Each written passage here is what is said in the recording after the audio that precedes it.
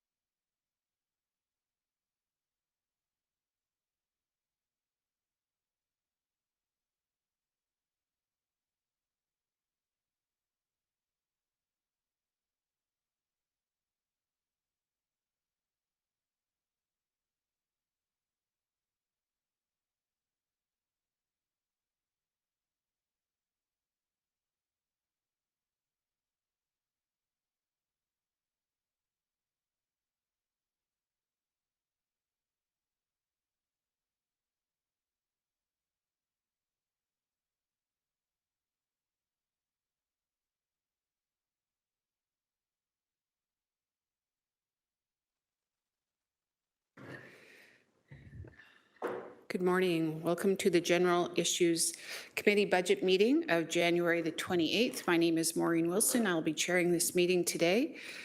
We have quorum both virtually and in the room. Joining me today, Councillor Matt Francis, Councillor Tom Jackson, Councillor Esther Pauls, Councillor Brad Clark, Councillor Rob Cooper, Councillor Cameron Kretsch, Mayor Andrea Horvath, Councillor Narinder Nan, Councillor Craig Kassar. Joining us online, Councillor Tammy Wang and Councillor Alex Wilson. Welcome one and all. Elsie McCrae, can you advise of any changes included in the addendum or any additions? Thank you. Yes, Madam Clerk. All presentations listed as to be distributed have been added. Okay, it's moved by Councillor Nan, seconded by Councillor Kretsch to approve the agenda as it's presented to you today. A show of hands, please. Thank you. That carries. Any declarations of interest? Seeing none. Oh, Councillor Wang. Okay, thank you.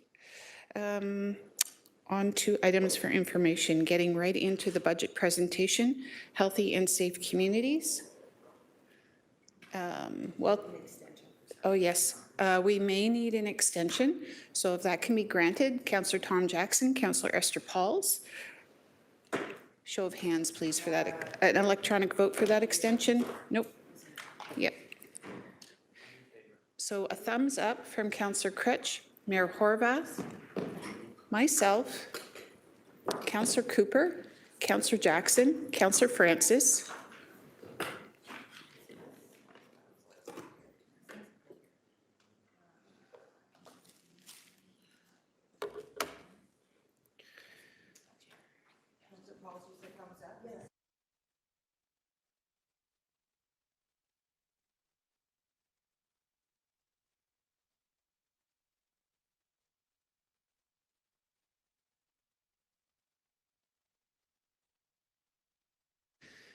Thank you. That carries 12-0.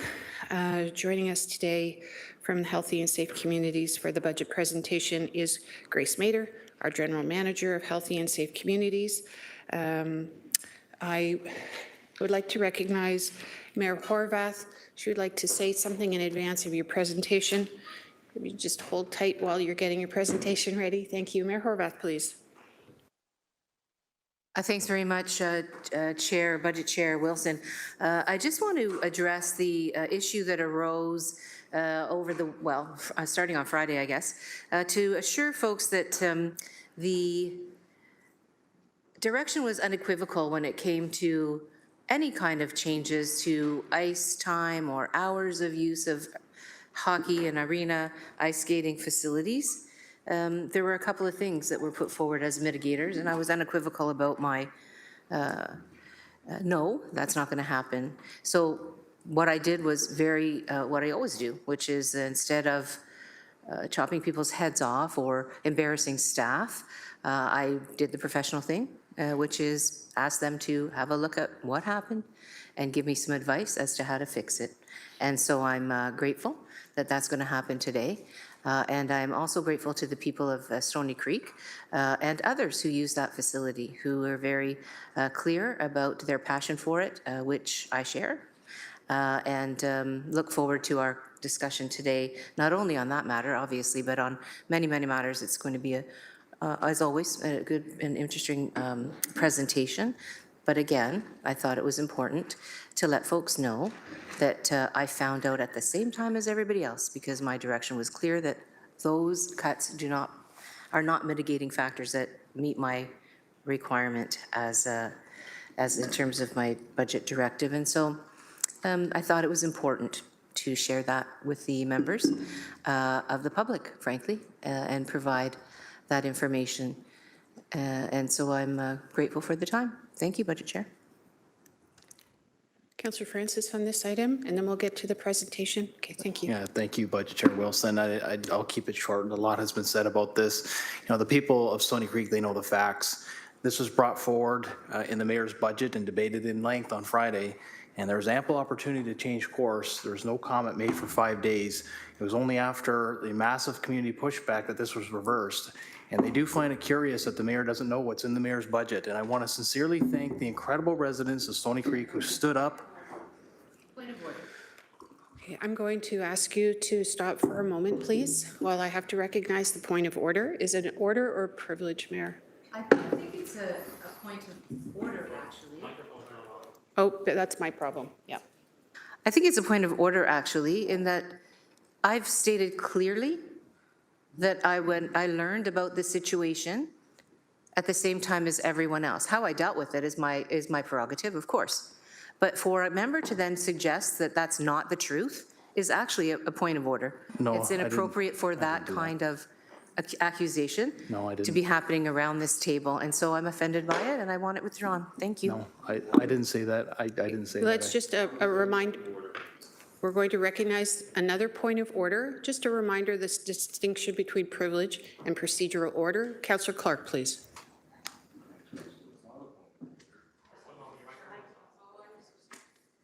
Thank you. So it's not a point of order, with the greatest of respect. And the councillor did not question the truthfulness of what was said. What he said, he was surprised that the mayor had not read her own budget. So the request went in. We saw it at 7:30 in the morning. He's surprised that she hadn't read it. That's nothing that the mayor said is a point of order. By the way, sorry, if I may, and just to clarify my words, I said they find it curious. The community finds it curious. Go talk to people in Stony Creek. They do find it curious. And if you would allow me to finish my statement, that'd be great. I don't like being. Well, I think I have to rule first, Okay. Councillor. And then Yep. my ruling may inform your statement No or problem. not. So my ruling is it's not a point of order. It may be a perceived point of privilege that you would like to speak to, and then I would have to deal with it as a chair. So I'm going to move on to the speaker, and then I would like to, on behalf of the residents who are invested in this discussion and in this budget and its outcome, move on to the presentation, a very important presentation. Councillor, would you like to conclude your statement, please? And then we'll move to the presentation. I would just like to conclude by sincerely thanking the incredible residents of Stony Creek who stood up, made their voices heard, and this happened because of the community. Without the community effort, this arena would not be safe. So I just want to really thank the Stony Creek community. They are incredible. Thank you, Chair.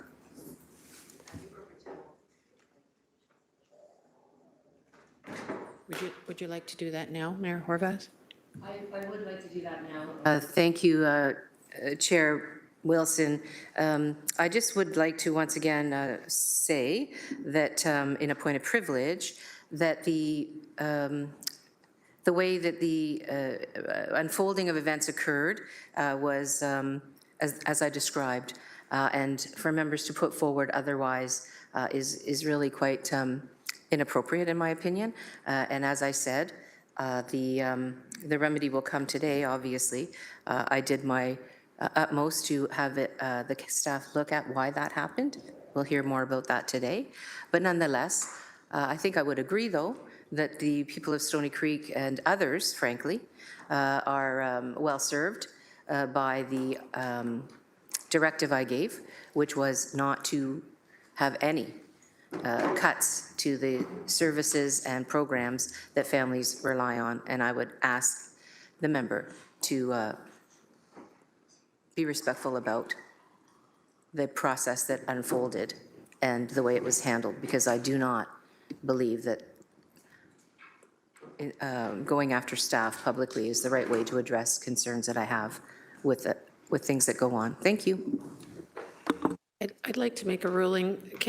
Councillor Kretsch, did you have something to say on this particular point of privilege? Okay. I won't take up a lot of time. I agree we need to get on with the presentation for the day.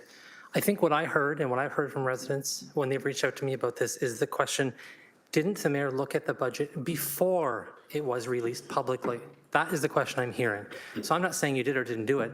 That's the question I'm hearing, which is people are saying that you directed staff to do it, and they presume that what happens is you get a copy of the budget once it's been back from your directive, you have a look at it in detail, go through it. If there are things you have questions about, you go back and forth with staff. So if you raise the issue of the Stony Creek Arena, you're saying you learned about it when the rest of us learned about it. That causes confusion for people because they presume that you looked at the budget in detail before it was released publicly. I can clarify that actually, Chair, and I think I should. Okay, folks, and respectfully, the residents are looking for us to uphold trust and confidence in this institution, the services we deliver, and how we deliberate them around the table. I'm going to recognize Mayor Horwath one last time. I really don't think this is serving this subject matter well. And then I'll rule, please, once more, please, Mayor. Thanks very much. I do want to address what Councillor Critch raised, because that's exactly what happened. Right up until the day before, I was reviewing the various pieces. It was made clear right up until the prior day, or within a day or two, of what was definitely not to be included, and that's not what happened. And so when I say that, in fact, on Friday morning, when the presentation was, when the pieces of information were provided to everyone, I was surprised as well. Not because I didn't look at it, not because I didn't give direction, not because I didn't look in detail, and not because I didn't see it and say, these kinds of cuts are not acceptable and they have to come out. There was this one, there was other ones around the time frame for arenas to be open to the public, and those were very clearly indicated explicitly very soon before the presentation happened to be taken out. So just to clarify, that's exactly what happened, and folks need to know that. So I appreciate the time, Chair. Thank you. Thank you. I'm not going to recognize the point of privilege. I think we all have different expectations and narratives about the process of this budget, and I'd like to move on. I think the matter has been addressed fully, and I appreciate that on all sides, and we're going to move forward with this presentation. Okay? Thank you very much.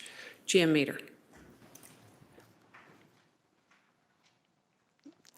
Thanks and good morning to everyone. My name is Grace Mader. I'm the General Manager with Healthy and Safe Communities, and thank you for the opportunity to address you today about the departmental budget.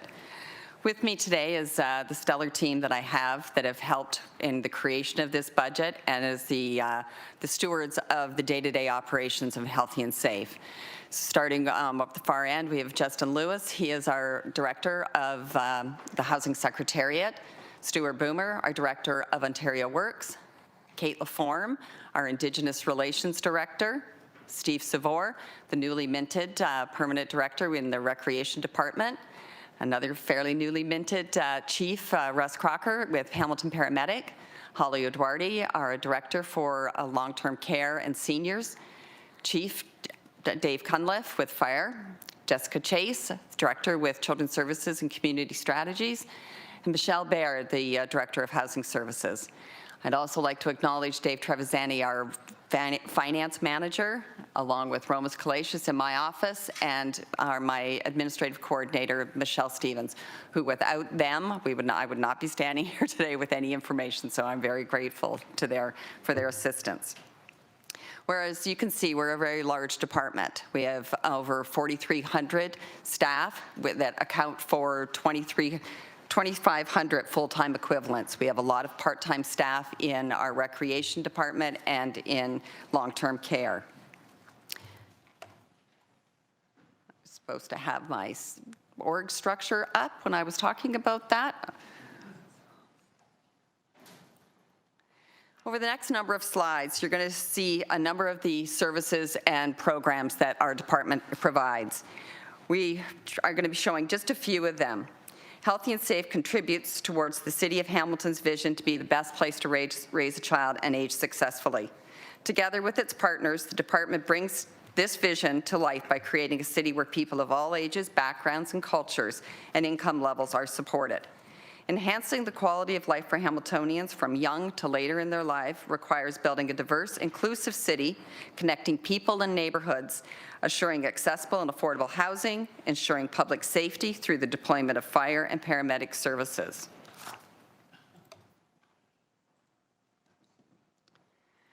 Among the services the department also provides are for families on all stages for their child's development. We rate up until services for seniors. We have programs that provide social assistance and income support.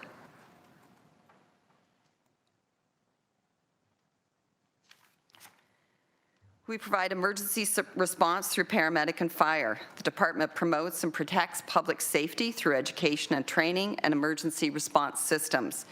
This past weekend has been a prime example of that and how we respond. Our Emergency Social Services Operations Center sprang into gear and opened up a warming center due to the inclement weather, both the temperatures and the snow.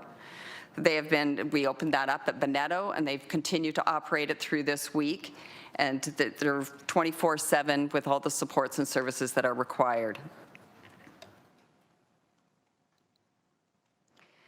Housing supports are offered through Housing Services and the Secretariat. We ensure that there's the safety net for those that are most in need and provide supports to help move individuals along the continuum with the end goal of permanent affordable housing. The next couple of slides, we're going to talk about how the department advances this term of council's priorities. Under sustainable economic and ecological development, the department has a role in building strong and resilient economy. We reduce the burden on taxpayers by consistently identifying alternative sources of funding through private and public partnerships and with our community partners. One example of this is the transition in the Hamilton's licensed childcare system as a result of the Canada-wide early learning and childcare investment. The model has allowed for a reduction in childcare fees to $22 a day. This has generated an average annual saving of over $10,000 per child for families. That's money going back right into their pockets as a result of this investment. Additionally, we have worked to reduce the emission levels, paramedics through the installation of solar panels, as well as fire and paramedic have installed anti-idling systems within their vehicles. Additional examples of growth in key sectors have included hosting a number of amazing events and have created some great opportunities for the citizens of our community. For example, we hosted the Allen Cup National Championship, the Shea Day Rally, which was a corporate-wide event and which engaged many staff from across all departments, and I'm sure you'll hear a common theme in my colleagues' presentations later in the week. As well, we brought back to life the Sport Volunteer Appreciation Dinner. Our expansion at Macassa Lodge, which you've been hearing about over the last number of months, was the addition of 20 new beds and the redevelopment of 44. We are also moving forward with a community benefits framework that will help strengthen our local opportunities and promote our community's well-being.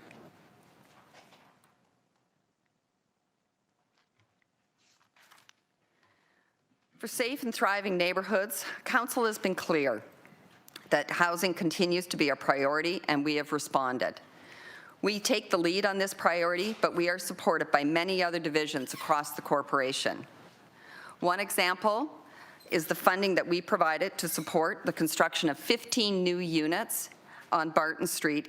This project is in partnership with St. Matthew's House that has resulted in units for seniors facing homelessness with a special focus on Indigenous and Black older adults. These contributions have completed the funding stack needed for the project, which has already seen tenants move into their units.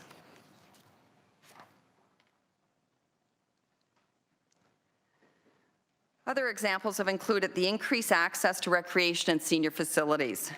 This year, we saw the renovated Sir Wilfrid Laurier reopen with 12,000 square foot expansion that has included an additional 608 summer camp spaces, 50 additional hours of drop-in gym programming on a weekly basis, and 573 additional annual registered gym and club program spaces have been created. In recreation, they also have SCORE, the Strengthening Community Roots. It's anchoring newcomers in wellness and sustainability. This is increasing access to recreation services for community members that historically experience barriers to participation. Collaboration included leaders from SCORE with language and cultural knowledge, as well as providing free City of Hamilton recreation participation passes to those newcomer family and children. Public engagement is a cornerstone of our work, and we want to know and hear what our citizens need and what they find as the priority. Through our community safety and well-being work, we engaged with over 2,000 residents that helped inform what our plans and actions need to be. The Mayor's Safety Summit brought together over 200 residents and partners that helped develop a plan to make our residents feel safer in our community. The work of our Indigenous Relations team has been reviewing our landmarks and monuments, which has included feedback from many citizens. And as a result, our team is working on adding more Indigenous history by balancing out the story about the Indigenous experiences. Our recreation team has run Employment 411. This has resulted in approximately 10% of those participants moving on to become staff working in our centers, our pools, arenas, and with our camps.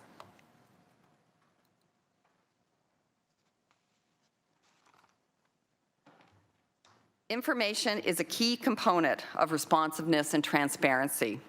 Ensuring that we have information about our programs through a number of platforms and dashboards that have been created, and to name a few with fire, paramedics, and housing.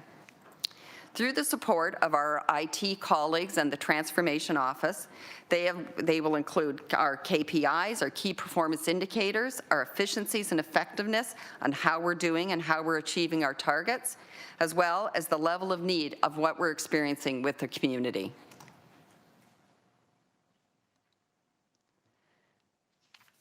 To support the Council's priorities, we focus our efforts on improving our customer experience.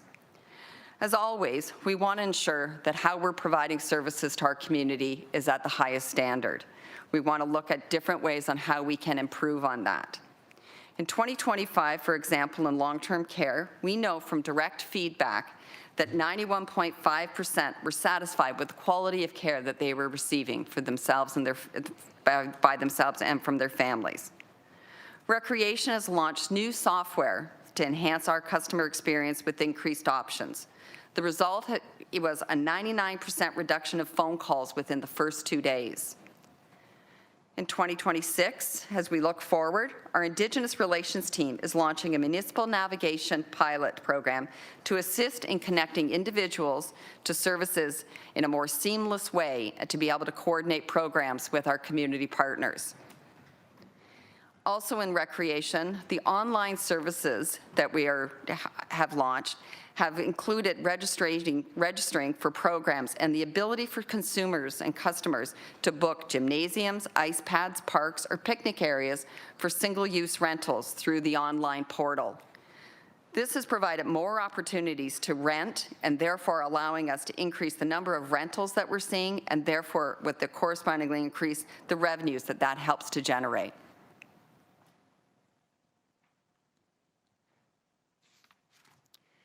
We want to share some of the work that we've been leading and coordinating on when it comes to advancing inclusion, diversity, equity, and accessibility.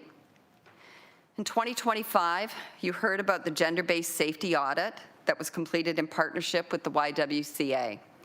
There have been nearly 200 actions that were identified that are already underway and being built into our existing work plans. The fire department, along with Human Resources and City Lab, worked to survey various communities in Hamilton to better understand the barriers to hiring and recruitment with the goal of creating a workforce that better represents the communities we serve. As we look to 2026, hate prevention and response strategy will be a priority. We heard in the presentation yesterday from Hamilton Police Services about the increase in hate crime. This will include a framework for responding to hate incidences. That report will be coming forward at the end of March in the Q1. Also, through the Housing Sustainability Investment Roadmap, we will be reviewing the use of our affordable housing development project stream to ensure that projects explicitly consider and respond to the housing needs of women and gender diverse people when funding decisions are made. The city's housing needs assessment indicated that women-led households, single mothers, and gender-diverse people experience a disproportionate housing insecurity, including higher rates of core housing need and greater reliance on supportive and transitional housing. Now moving on to our infrastructure investments. Investments that you have supported that impact our department have included the construction of the new Waterdown Fire and Police Station, along with the improvements at Paramedic Station 30. Those improvements have not been without their challenge, as Russ would be able to attest to, but we are moving forward on them as we speak. We brought you the Recreation Master Plan implementation strategy forward in the fall. Further details on the investment roadmap for that strategy will come this year. Also in 2026, investments at Huntington Park are in progress and due to be completed in the spring. One of the examples, and you heard this yesterday during the presentation from the public library, was one of those in the meantime uses that we're moving forward with, is the plans for the partnership with the library and our Indigenous relations team about programs and services that will be available this summer at the Discovery Centre. Just a reminder, when we talk about infrastructure investments for recreation and long-term care, they are covered off, those structures are covered off under the Public Works budget. In Healthy and Safe Communities, we have the operating component for both of those two divisions. Now on to the meat of the presentation, our proposed tax operating budget. As you heard, the 2026 tax proposed budget was prepared in alignment with the Mayor's directive, prioritizing affordability, fiscal discipline, and long-term sustainability while protecting core city services. We were asked to deliver a hold-the-line budget that maintains essential services and critical investments while limiting the tax increase to no more than 4.25%. A little bit of background about Healthy and Safe Communities. Healthy and Safe has a gross budget of $897 million. What this slide represents is the breakdown of where those funds come from. The lion's share at 53% come through grants and subsidies, and those are funds coming from other levels of government, federally and provincially. Our levy portion is the second highest at 39%. Followed by fees in general at 4.8 and reserves at 2.6. The largest levy-funded divisions within the department are Hamilton Fire and Recreation. This is the breakdown for division by division for the department. And just to set the stage, as with most budgets, the challenge that we have is that we're starting with a difference between our revenues and our expenditures. After our work on mitigation options, we have a 1% increase in the expenditures, but our revenues have only increased by 0.3%, therefore leaving us with our requested ask of 2.1%. As you see in the General Manager's office, there's a very large decrease in that budget ask, and that stems from savings that we have identified through the reduction of almost 13 full-time equivalents. This was done through our mitigation work, and I'll speak to that in the next slide.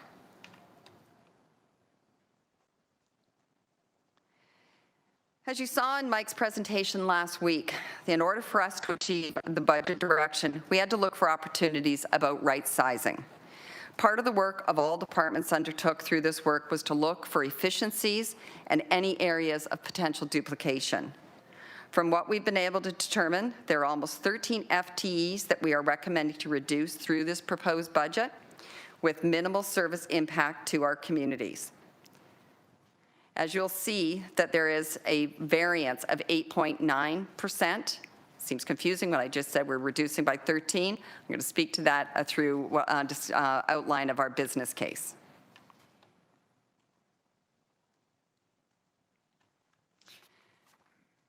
This slide shows what the drivers are behind our request.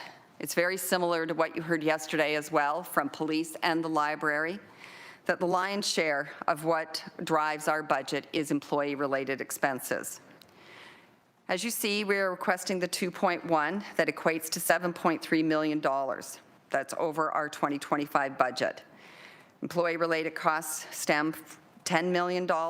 Agencies and supports increased by 1.8. Materials and supplies by 1.3. And looking at a decrease in the reliance on reserve by over 200,000. These drivers are offset this year by some increase in user fees that had been previously approved by council, and a reduction in some various housing programs offset by funding from other levels of government. Our operating budget mitigation strategies.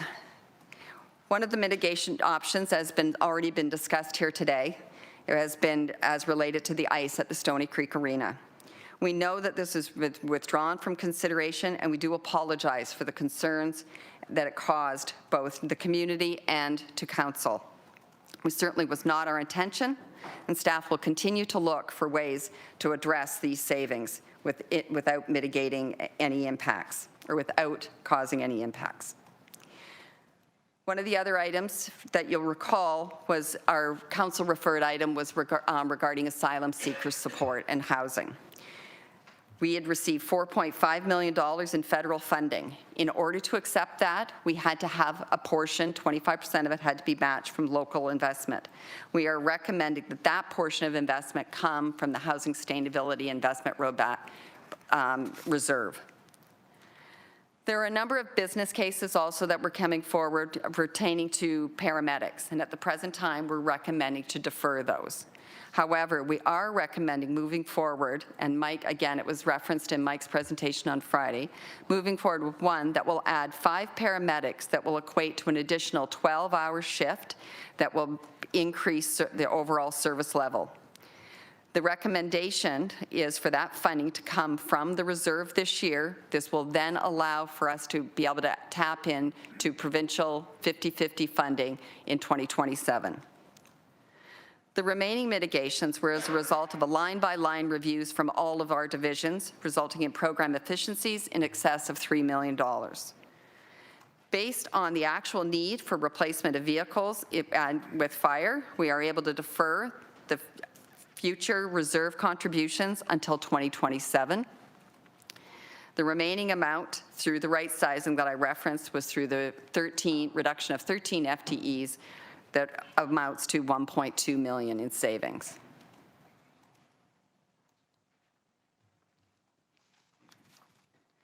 As always, we look for what is happening this year with an eye on what's going to come next over the next several years.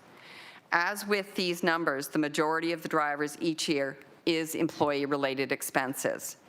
We know that our starting number, this is where we're going to start this year, and we will begin that work almost immediately after this budget is put to rest to determine the strategies on how we're going to bring those numbers down as we look towards 2027.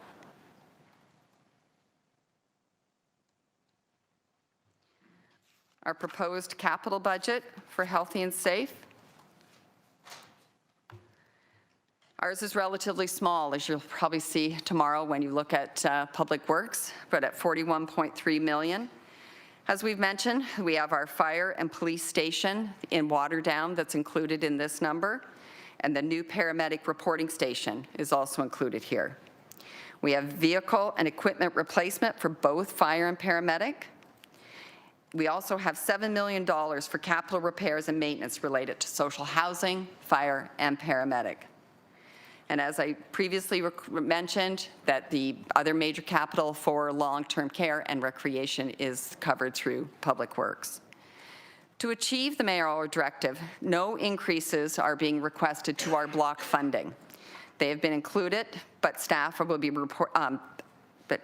sorry about that. No increases to block funding have been included, but as I mentioned also, we will be coming back to the Emergency and Community Services Committee in 2026 with an outline for the investment roadmap for recreation.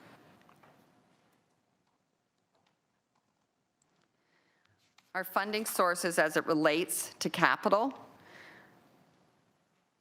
For the new buildings and stations that I mentioned for fire and paramedic, they come from a combination of development charges and debt funding.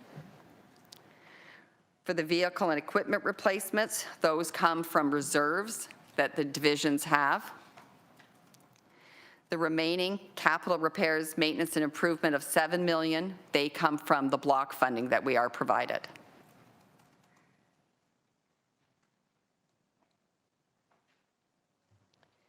The operating impacts to those capitals, we have two drivers. One is with fire. That is at $310,000 with no FTEs attached to that, and it covers technology, training equipment, and upgrades overall. The one major one in this is the 30 full-time equivalents that are attached to the expansion at Macassa Lodge. It results in a net levy of $483,000, but we are fortunate to have the provincial government cost sharing that at 60-40. We are receiving $1.2 million from them for this year and ongoing funding as well. As I get Holly to confirm that. So that brings us to the end of this presentation. This is just a reminder of how the overall budget summary looks like of the 4.25%, with Healthy and Safe Communities Division or Department accounting for 0.2% of that overall increase. So with that, I'd like to say thank you very much for your time and attention to this, and we're here to answer any questions that you may have as it pertains to this. I am going to make a request if I could go back and join the bench if that's possible. Absolutely. Okay. Thanks very much.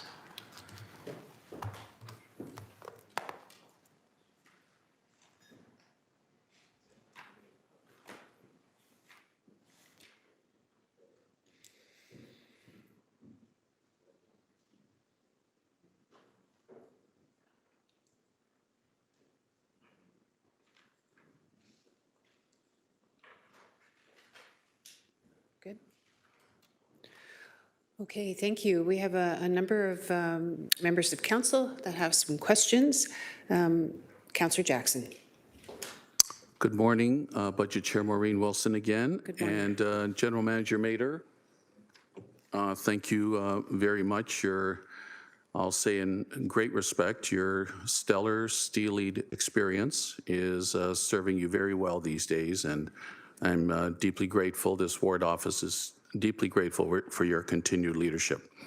So I may have to go back on a second time. I have a few questions, Budget Chair Wilson. I guess there's no ability to put slide 6 back up on the screen for all my colleagues to see where I'm going to go with the question.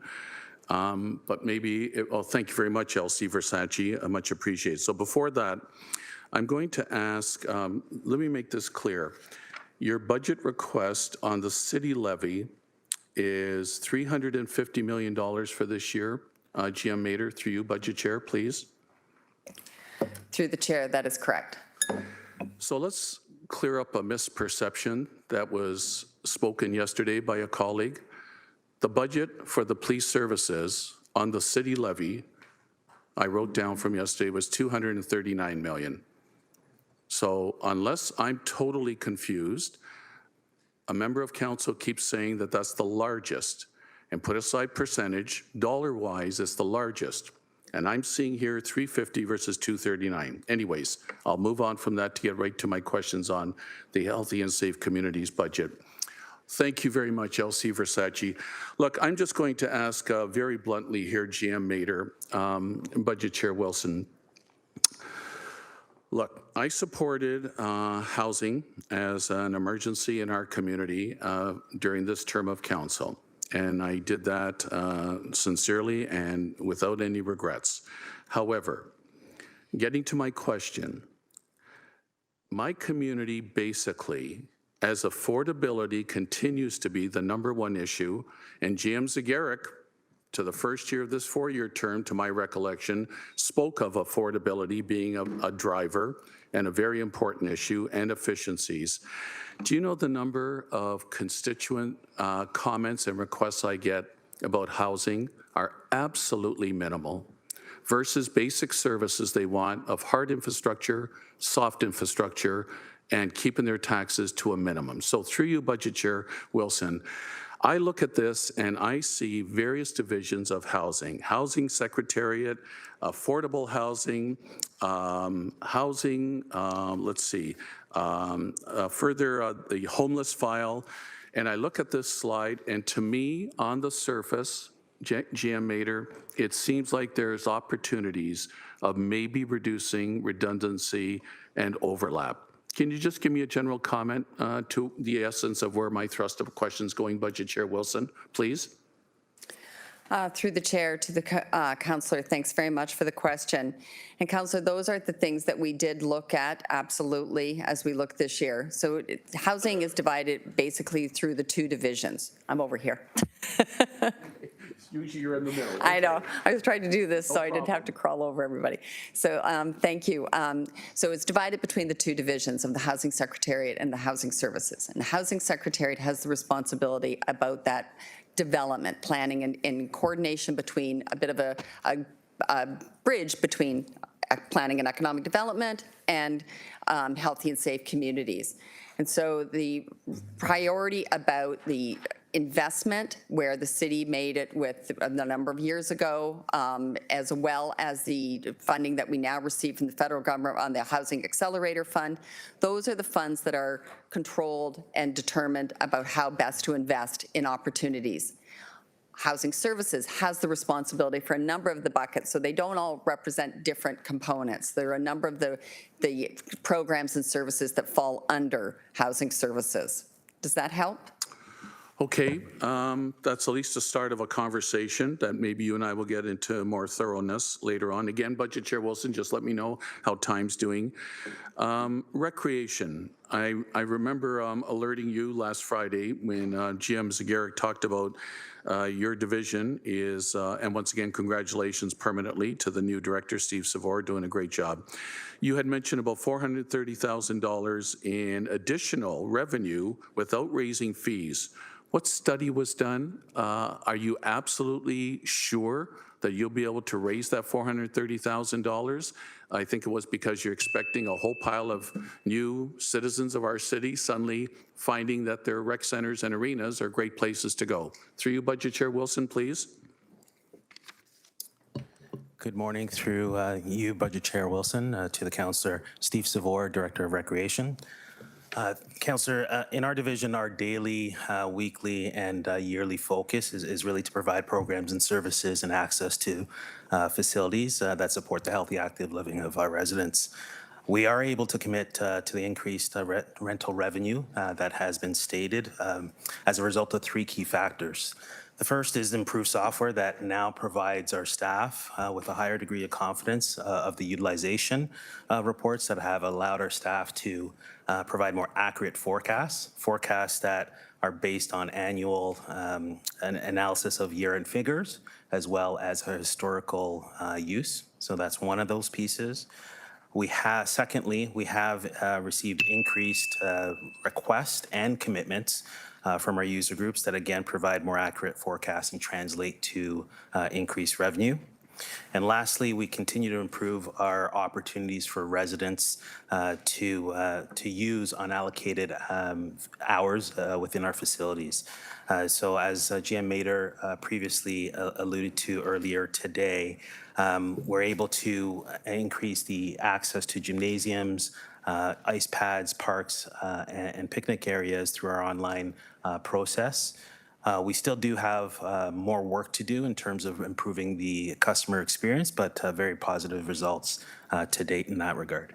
Okay, so Director Savor, you're standing behind the fact, Councillor, this is a reasonable amount that we feel we can raise in 2026. How am I doing, Budget Chair Wilson? You want me to go back on second time? Happy to. I would prefer that, and maybe Perfect. some of your questions could be answered or asked by others, and you'll get it that way as well. Oh, I haven't shared my notes with others, Budget Chair Wilson, but nice try, though. Thank you. Councillor Cooper. Thank you, Chair. Similar to Councillor Jackson, I may have to go on a second time, so I'll hold to a hard 5.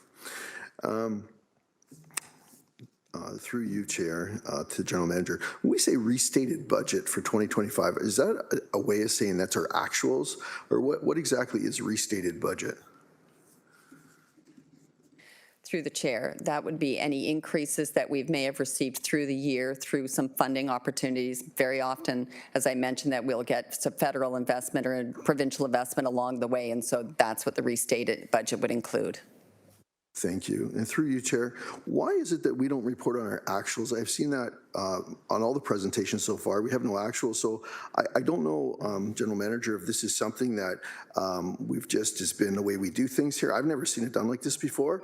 And so just wondering if, in fact, you might have some actuals you could share with us and just maybe speak to why we don't see those here. Through the chair, to the councillor, the actuals have been a challenge for us over the last couple of years, as you've heard. However, each of the divisions maintain their own accounting of their budgets. They keep right on top of it. Maybe what I can do is to provide you some breakdown of that in a follow-up to this. Thank you. Through you, Chair, I can understand some of the years that have been lost we're trying to recreate, but when I think of a period like 2025 where we've had no cyber attack, I don't understand why we wouldn't have our actuals, but I'll leave that to you and we'll follow up separately. Also, through you, Chair, the FTEs, the 13 FTE reductions, how are we approaching that? Is that through attrition, or how are we achieving those? Through the chair, that was work that was done in conjunction with all the divisions and the leads for the divisions to determine about where some possible opportunities. Sometimes it's through some improvement of systems and that maybe a position is no longer required. We look at where those potential opportunities are for as vacancies come up and that, and so we are working that through. Thank you. And through you, Chair, so any transition costs would have been baked into our budget as well? Would you like the question restated, GM? Could you restate the Oh, question? thank you. Yes, just wondering in the case where people are being transitioned to another department or maybe through early retirement, sometimes there's costs that are associated with that. And just wondering if we've kind of captured those costs, or is that maybe something that we would be looking for our reserves to cover? Through the chair, some of that would depend on the kinds of positions that are being, like if it is somebody that's looking at retirement, stuffing out, there wouldn't be those kinds of costs, but it would be on a position by position basis, and we would look to how we would find the funds to cover those potential costs. Thank you. Just going a little further, it's talking about reserves. You know, we have $24 million in reserves. Wondering what the role of reserves is. Is that like, you know, unexpected things come along and we use reserves? And why do we track at 24 million? I know you referenced, I believe it was $2 million we used this year. And so, you know, there's such a thing as discretionary, non-discretionary reserves. I understand that. And maybe some of them are non-discretionary, but maybe you could speak to why $24 million is a number that we're tracking in reserves. Through you, Chair. Through the chair, to be honest, Councillor, I'm not sure where the 24 million you're referencing. Oh. Sorry. On slide 22, just at the bottom there, it says 24 million, 2.6%.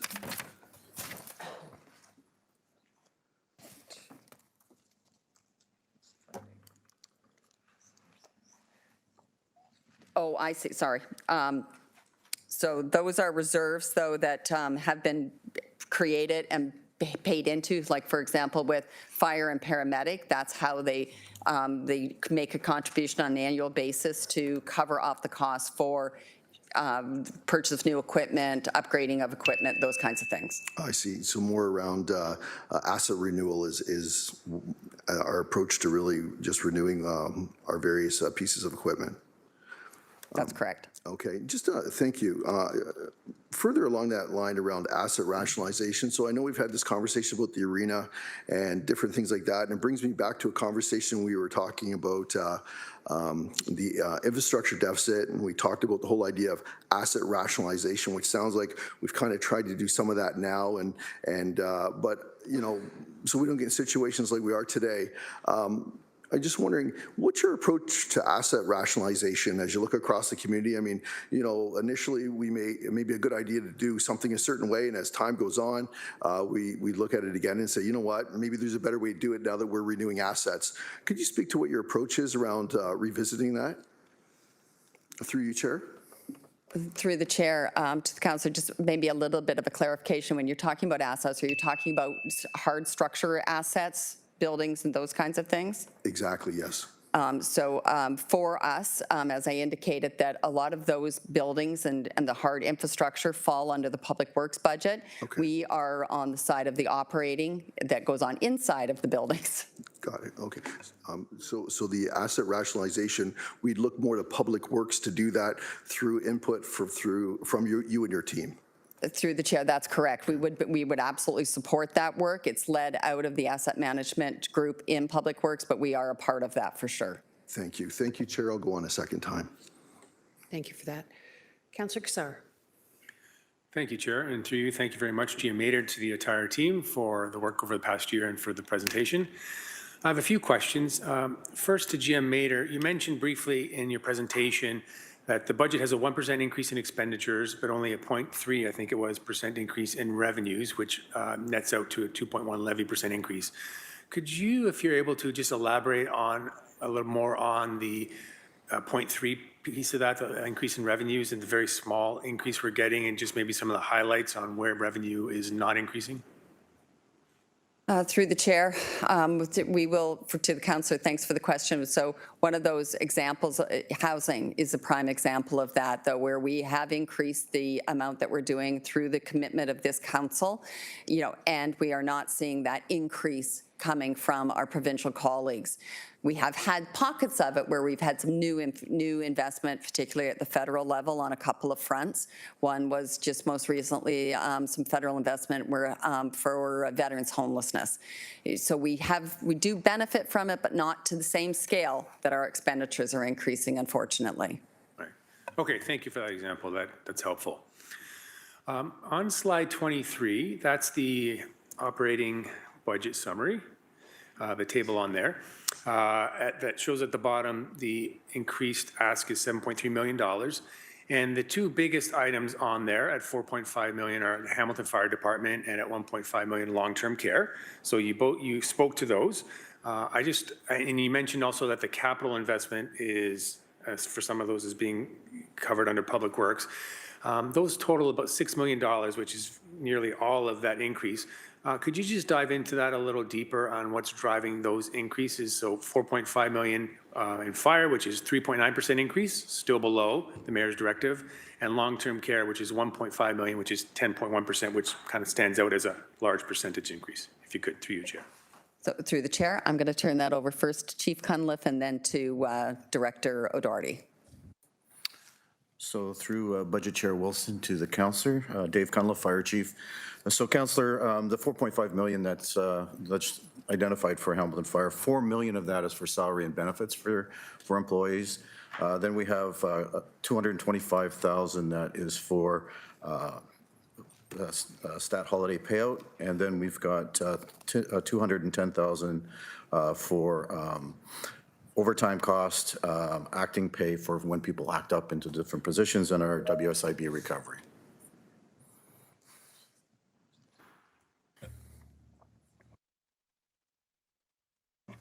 Through the chair, Holly O'Doherty, Director of Long-Term Care and Seniors.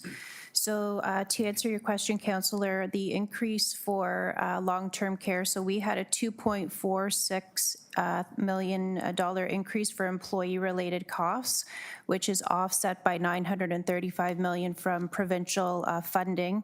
So the 1.5 is all employee-related costs for the increase of the 10.1%. Yeah, thank you very much. I really appreciate illuminating those numbers. So from fire, this is the cost of maintaining service levels. There's, I guess, collective agreements that we have to honor and pay employees for retention and to provide fair pay, and it sounds similar with long-term care. Okay, so thank you very much. Then on slide 33, if I may, Chair, there was the pie chart showing the overall budget. Just bringing that up again. And the question would be to GM Zagaric. So quick summary of what I see here. I think it's a very helpful chart. So it shows total boards and agencies of a 1.5% increase of the 4.2 overall increase. And we talked about that yesterday, heard general support for that. On the right side, there's the operating impact for the departments. As was pointed out by GM Mader, 0.2% increase for healthy and safe communities, and then the other ones are shown there, and we'll hear those presentations later this week. But about half of that pie chart says capital levy, legislative, and non-program at 2.2%. So maybe, since it was in the presentation, if GM Zagaric could just speak to that piece of it, because that's clearly the lion's share of what we're dealing with as an increase. Slide 33 for folks, just a reminder. GM Zagaric, good morning. Good morning, through the chair, Mike Zagaric, General Manager, Finance Corporate Services.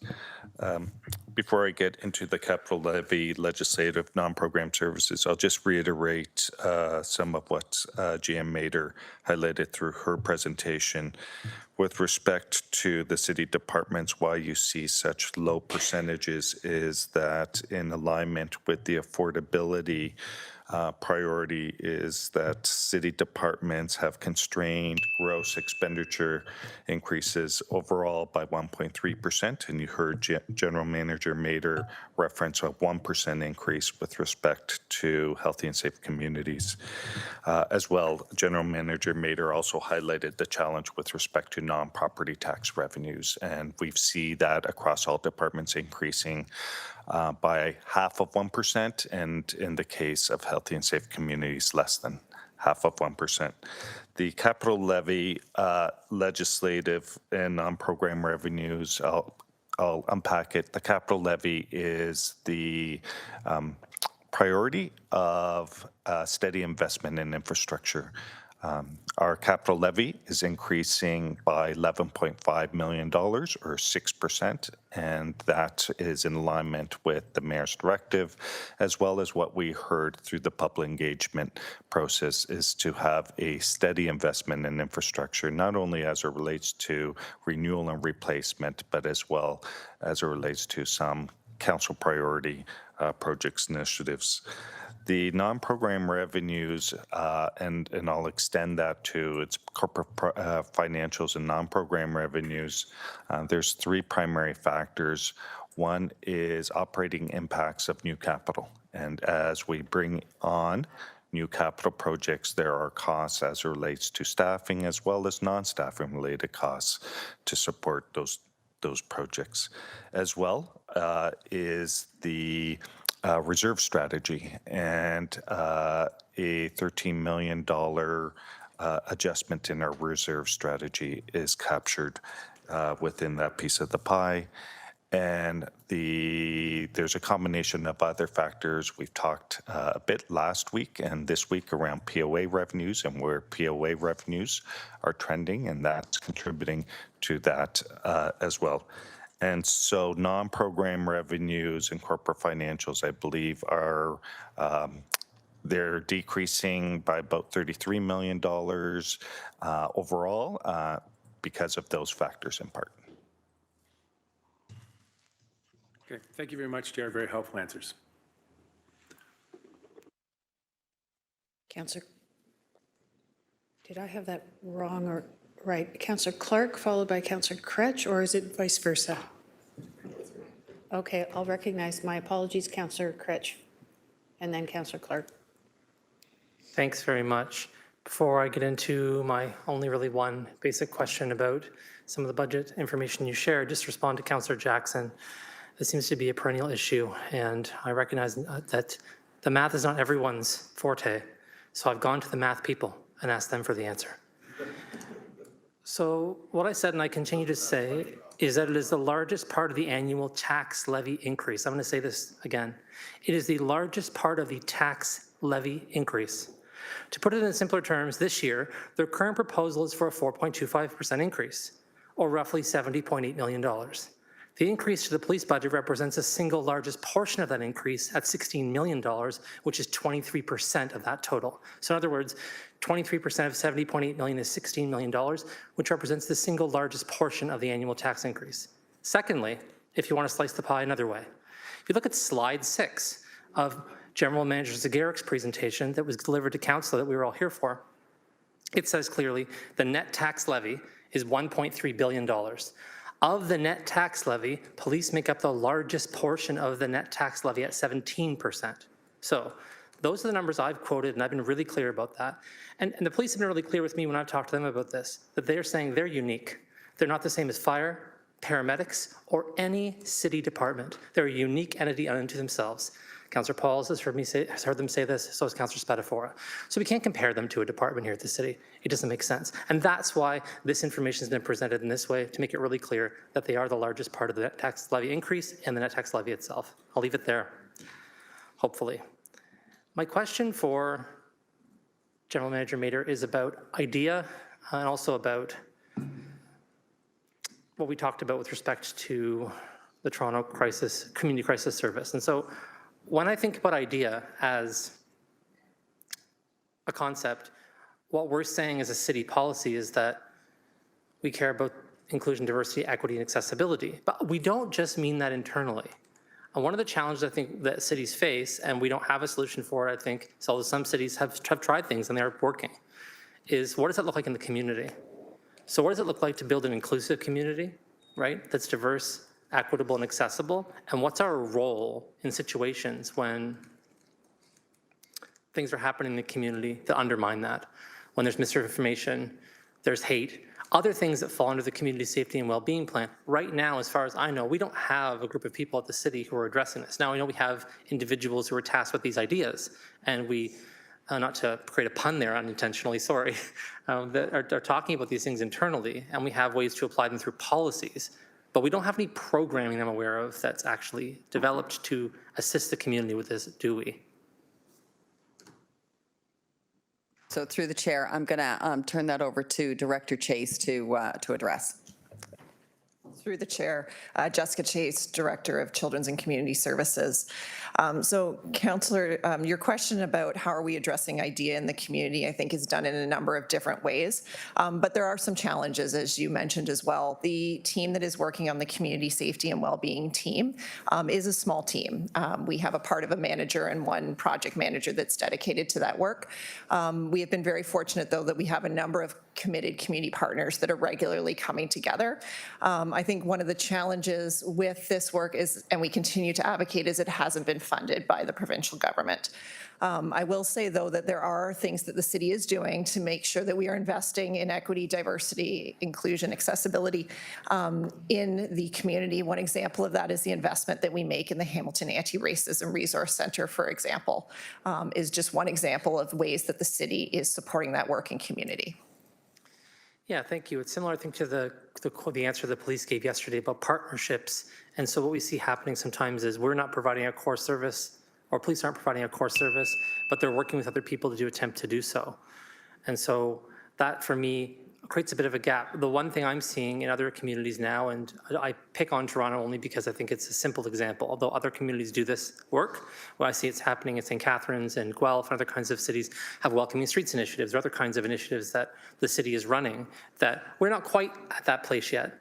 I'm mentioning this all because I know that last year a motion was put forward to look at speaking with the Greater Hamilton Health Network and trying to find, look, we have partnerships, the police have partnerships, there are all these collaborations and partnerships happening, 25 plus in the city, right?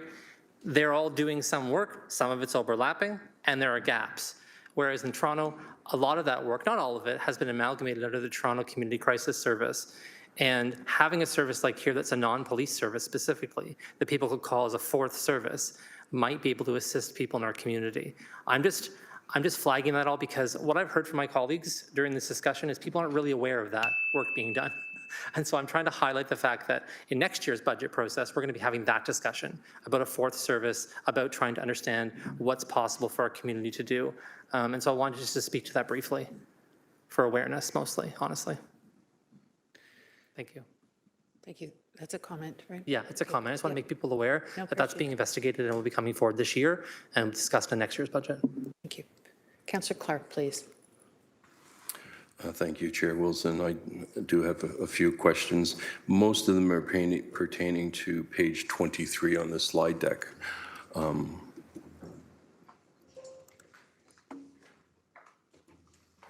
One of the challenge that I'm having with the budget, not just this division, is we see these aggregate numbers. So this is how much Children's and Community Services is spending, et cetera, et cetera. But we don't see the breakdowns in what the expenditures are. So I have a few questions. In these divisions, are there communications people working in those divisions? Through the chair, no. We don't have communications within the departments. Okay. What about advertising? Do the departments do any advertising? Through the chair, that's all through our centralized communication group. And all of the expenditures for the communications group would be under the city manager's office? Through the chair, I'm not sure if I could give a complete answer on that. I might defer to Mike or someone else for a little bit of help. I think help is on the way, but we're just trying to secure a seat and a mic for that purpose, Councillor.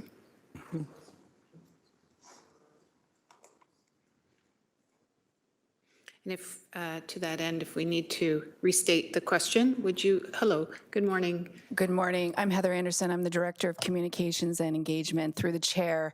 Not all of the advertising is through our centralized communications. Some of it is within the department, but some of it is. But we do manage all of the advertising across. We work with the departments to determine what the advertising should be, determine and negotiate with our vendors. So that's the role that we play, but it's not all centralized through communications. Thank you. So can I just add on to that? So I apologize for that. Yes, that on the advertising front, there are some embedded within across the department. So like for fire and recreation, because they do the focused advertisements under their plans, but it is coordinated through our centralized communications team. So therein lies one of the challenges when we're trying to look at the budget and come up with recommendations in terms of savings. We don't see the inner workings of these divisions. We don't see those numbers.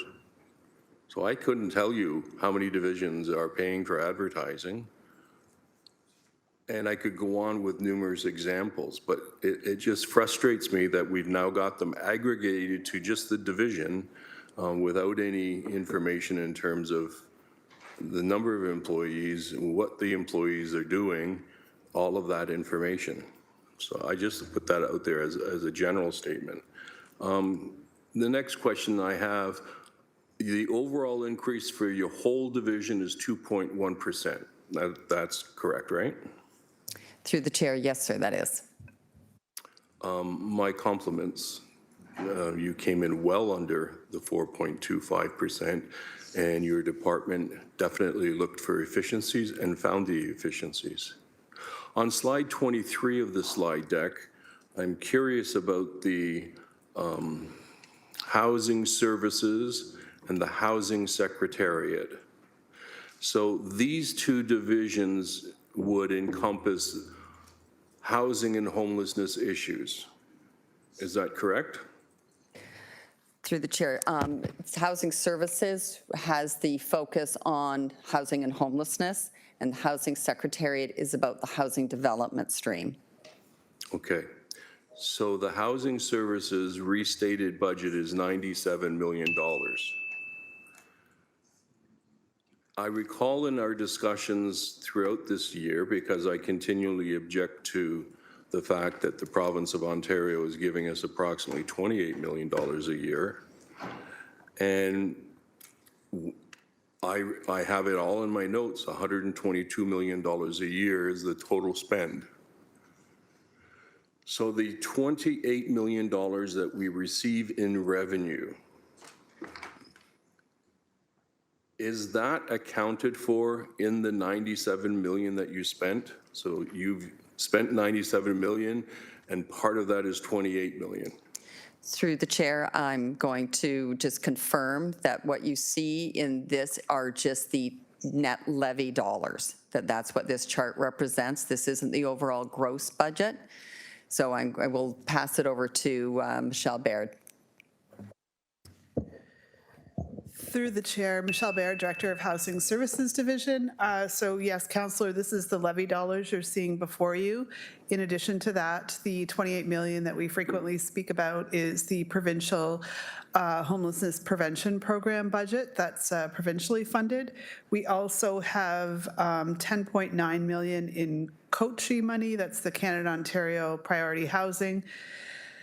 3 million in OFI money and an additional $9 million that comes from the federal government as part of Reaching Home. So what you're seeing here is levy dollars only. Well, that frustrates me. Respectfully, it's not transparent, and I'm not blaming your division, but the process is not transparent. We should have the gross figures. Councillors, not just the mayor, goes to Queen's Park and talks to people all the time, and we state we're spending 122 million roughly, and the province is only giving us 28 million. And then the budget comes out and it shows 97 million. So they use this figure, not the gross figure, because it's not being published. So how do we get the gross figures in the budget books? That'll be your question if you'd like to go back on. Grace, or GM Mater? Through the chair, yeah, you are correct, Councillor, that it does lead a little bit of unknown by not including all of it. However, as you had indicated that this is the process that we have for this year, we certainly can give the overall breakdown. Just back to the $120 million that's referenced, that also does include some of the funding that sits under the Secretariat as well. That would be net levy portion as well. So it was a combination as we pulled that up about what the investment is from this council on housing. GM Zagarek, did you wish to add anything? Through the chair, some of the slides on Friday's January 23rd overview included gross information, but we will take it away as it relates to the 2027 budget process as an opportunity to improve on the reporting. The information is in the system. It would just be an exercise of reformatting the reporting, and we can take that away for 2027. Thank you. And I'm not asking that they restate this budget. I'm just pointing it out that it causes a great deal of confusion. And just a few minutes ago, I had asked about the separation or inclusion of Housing Secretariat and Home Services, and it was made clear there were two separate things. And now I've just heard that a part of the Housing Secretariat is folded up into the 110 gross million. That's not on the document. So it gets very confusing to councillors, even more so to the public. Thank you. Councillor Pauls, please.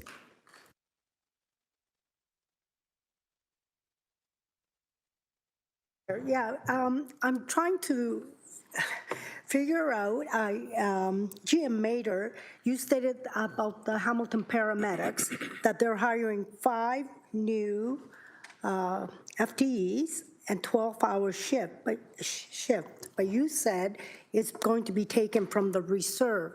My first question is, how much does the province pay for a paramedic? Is it 60-40? I've heard it's 49-50. Can you first tell me how much is the province paying and why are we taking it from the reserve? Through the chair, I'm going to pass that to Chief Crocker for a response. Yes, through the chair, Russell Crocker, Chief, Hamilton Paramedic Service, and thank you for the question, Councillor.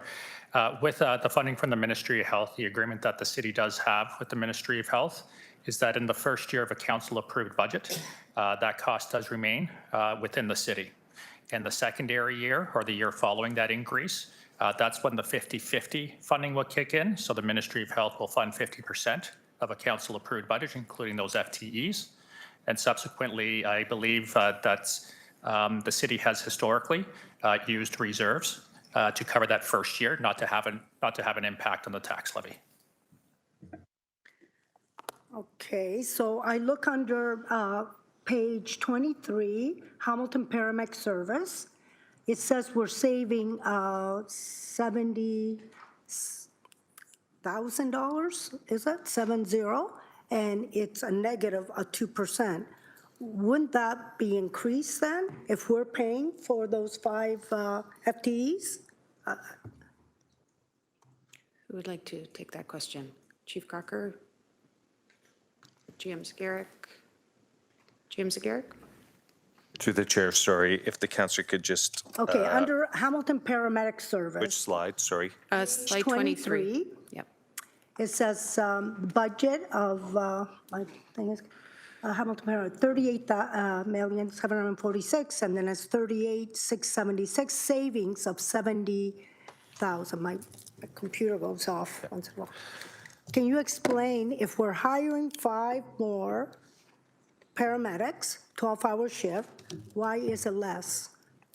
So through the chair, I'll highlight firstly the paramedics, the additional paramedics was a business case, so outside of the maintenance budget.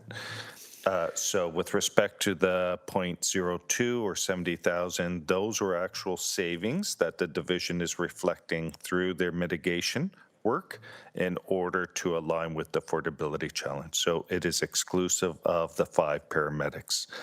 With respect to the 5 paramedics, historically, the city has budgeted for the city's portion as of year 2, so as not to increase the budget for the full complement in year 1 and then have to decrease it by 50% in year 2. So in order to show the longer-term city commitment, we funded the city portion traditionally from levy and the provincial portion for year 1 from reserve until we realize the provincial subsidy in year 2.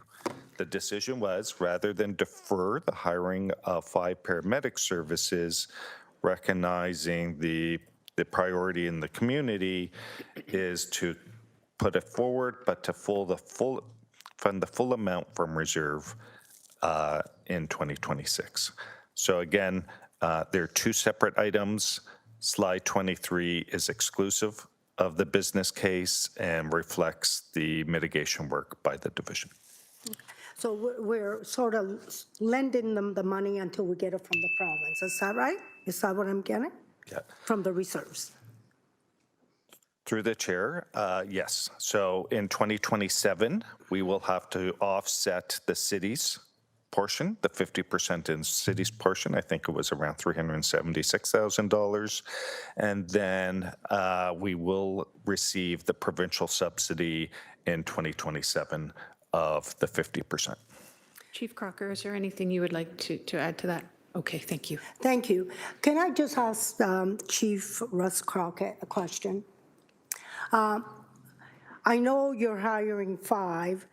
With the climate we are with the city of Hamilton, with homelessness, with mental health, with drug addiction, is that putting a strain on you? Is 5 enough? I just want to get your opinion on that. Through the chair to the councillor, thank you again for the question. First, I will say is 2 things. A, Hamilton Paramedic Service does recognize the financial pressures that are on the city as a whole, but also the residents. And prior to in this council year or in this council term, I have to point out that council has made a significant investment in the paramedic services, which has included approximately, I believe, 50 paramedics throughout this term of council. Obviously, the largest of that coming back in 2023. When we hired and recruited an additional 25 paramedics. What I can say going back to that, when we look at things like mental health and addictions, obviously public health, we're seeing a decrease as they've reported the deaths from those overdoses specific to opioids. And I think that's a credit to them and the community of the programs that we put in place, such as Narcan distribution, those type of things. So people are surviving. The one point that I would say specific to our call volumes and those type of calls is ours are increasing. And that is just basically due to the fact that, yes, people are surviving. However, when these do occur in the community, people are still calling 911. And even though they may walk away or they may not be transported with us, our volumes have continued to go up since about 1,000 calls per year just in relation to opioids. And looking back on the 10-year plan, councillor, as well, obviously Chief Sanderson was here. The outline for the actual 10-year plan, the recommendation was to add 10 paramedics per year between 2022 and 2031. That was based on a annual increase in our demand or call volume by about 3.3%. What now we have seen since 2023 is that demand is actually higher than expected. We're averaging basically from 2022 to 2025, 4.58%. So that's around roughly 5,000 calls a year. So we're playing a balancing act in regards to making sure that we are fiscally prudent and working obviously with our partners across, recognizing the pressures that the council and the community is under, while trying to balance off making sure that we do have enough resources to meet that increased demand. The one thing that I will say, and I have to recognize our local hospitals with that as well, the transfer of care issue. We have gained back about 18,000 hours in units, and that has been sustained for almost 3 years now. So really a lot of the things that we're seeing are just an increase in our demand, which is really what's kind of causing our pressures. The hospitals are continuing to their credit to make sure that our ambulances are back in the community and are being used as they were meant to. Thank you for that. I just forgot to mention that I do have a undisqualifying interest. My daughter, yeah, non-disqualifying. My daughter-in-law is a paramedic, so I just want to put that out. So, okay, thank you. That exhausts your questions. Okay. Thanks. Councillor Nan, please. Thank you, through you, Chair. Thank you for the presentation and the overview.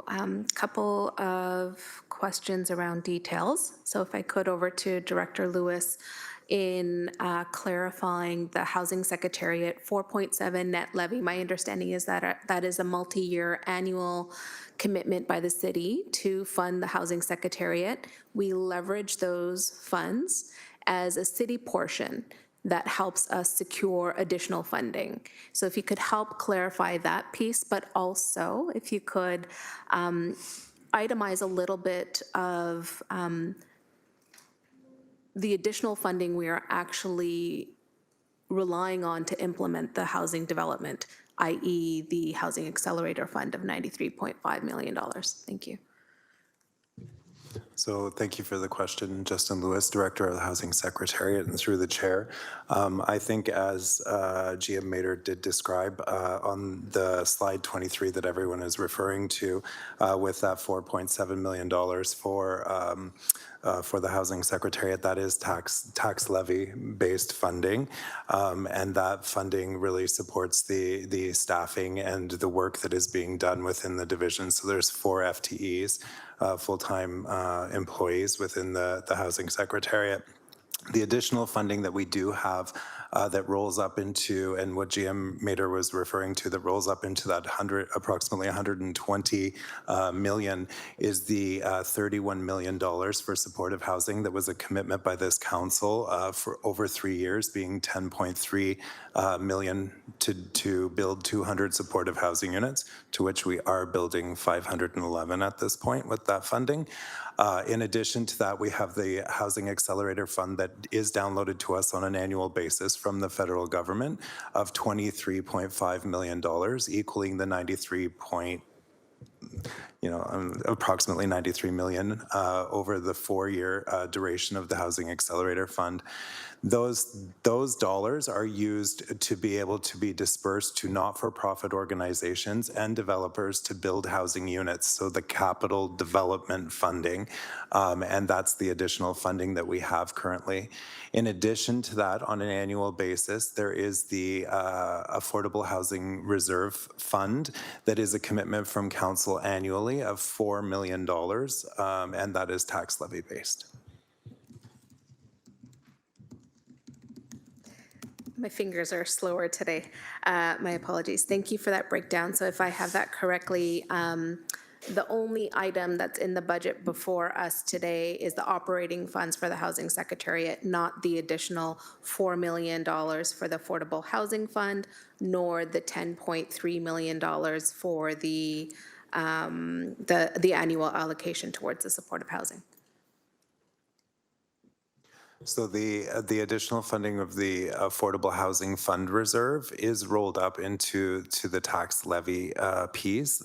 In addition, the The $31 million for the supportive housing did come from a reserve, and that was allocated after, I believe it was related to a COVID reserve, where that funding came from when council approved it. So the $4 million annually for the Affordable Housing Fund Reserve is rolled up into the tax levy. What you're seeing here on your screen right now is the amount for the staffing relative to the Housing Secretariat Division. Excellent. Thank you for clarifying that. And then the next one, Chair, is on the city's hate prevention and response strategy focus for 2026. If I could, recognizing we'll get a lot more detail coming forward as the year progresses, but is there going to be specificity there as it relates to supporting or responding to hate-based incidences on city property? Are we going to see integration of supporting our staff in response to hate-based activity on city property, given what we've seen in our parks and recreation centers? Thank you. Through the chair. So the report is expected back at the end of March. We will be coming forward with a report on how the city is responding to hate prevention and response. There certainly will be more detail included in that report, but some of the things that we will be including in that report is we are continuing to have conversations right now and have identified that there is lots of work happening both in the community and in the city as it relates to hate response, and what are the opportunities for us to better coordinate that. Also identifying opportunities that we can ensure that residents are aware that when they do experience unfortunate incidents, that they know how and what the options are for reporting hate. And then lastly, we will be looking at things like recommendations around training for staff as well. Thank you. Councillor Beattie. Thank you, Chair, and through you. I had a question about the paramedic deferral, but the response from the chief has kind of caused me more concern in terms of what I see spilled out before us, and we've just heard from Chief Crocker that the responses are increasing, but the maintenance budget shows a decrease, and then we have on top of that a deferral. And I am concerned about service levels increasing and investment going down. So when it comes to the $2.8 million deferral that is proposed here as a cost mitigation strategy, and $2.8 million being equated to roughly, and GM Zagarek can correct me, but roughly just under a third of a percentage point on the overall tax levy. I am concerned about the impact of the deferral on the long-term implementation of the plan, and in particular, how this may impact high growth areas, which are already experiencing some pressures such as I represent. We expect quite a growth in population over the next period of time, should the market ever recover. Could I get a comment from the chief on his perspective on what this deferral may actually spell out, and if we may be setting ourselves up for higher investment later to recover from this deferral now? Through you, Chair. Through the chair, thank you, Councillor, for the question. If I can just maybe look back in some of the numbers, and as I always say, I like to kind of ground everything back to 2023 when this council, once again to their credit, made that investment to kind of right the ship. That included the 10 full-time paramedics, which was part of our annual increase, as Chief Sanderson once explained. And then in addition to that, there was a 25, in addition to those 10, there was 25 paramedics also invested. Really as a way to catch up and obviously to increase the performance on the system. That was all once again based on, at the time, a 3.3% annual increase in call volume. Since then, if I were to drill down just a little bit more, at the end of 2023, we had a bit of an unusual year. It was 3.84, slightly higher. But we subsequently saw increases in 24 and 25 around 4.9. So we're kind of getting, if you look within our 10-year plan, the high range that the chief plotted out was about 5.4% with that. So when we look at how we staffing and our unit hour utilization, typically we recommend that you add an additional. Not at the moment. I did have something that I was going to. Just a moment, please. Clerk Trenum, your mic was live. Okay, thank you. Apologies, Chief Crocker. No problem. And typically what's recommended from a, not necessarily a standard, but more of a practice of paramedic services, not only in Ontario, but North America, is that you typically add on one additional 12-hour resource for about every 2,000 calls, 2,000 to 2,500 calls. And what that allows us to do is make sure that the peaks and valleys are covered. So as we know, that's about 40% of our call volume could be handled by one 12-hour car. And that additional 60% also just gives some buffers. So as you know, unfortunately, like in a manufacturing technology, or you can predict how long a car is going to be built. But with services like ourselves, with the fire services, we have peaks and valleys. So that's why we allow that buffer in there, and we say 40% is kind of that industry practice. So based off of those two pieces, once again, as last year, we felt that we did not bring forth the business case last year for the 10 FTEs last year because we thought, and the Chief Sanderson at the time believed, that the transfer cares had been reduced so much, we felt that we could take that buffer in and make sure that we were able to provide the same level of service. Once again, though, what's happened between last year and this year is we've seen this continued upstroke of demand. So the demand seems not to be settling back down at 3.3, but it seems to be maintaining at that 4.9%, which subsequently would indicate another 12-hour vehicle. So there's a few different demand pieces here, and recognizing, once again, the pressures on council, the pressures on community. We're trying to balance that off in the work with GM Mater of how do we do that effectively but safely. And not to sound, once again, I don't want to be an alarmist, but to say, will there be an impact? There's so many variables that are in that, of course. We could say, what if the hospitals have a higher year of transfer offload delays? That reduces our hours. Does the volumes go up or lower? That could impact the way we provide business. But if we're just looking at the 10-year plan that the former chief put forward, it did recommend the 10 FTEs a year to maintain what we had moving from 2023 on. Thank you for the response, Chief, and I think that pretty much took the bulk of my 5 minutes, and perhaps I'll go back on for a second time or a follow-up question, but I'm concerned about my confidence level in this particular deferral, if we may be questioning the wisdom of that in future years. So perhaps we'll have some more conversation on that.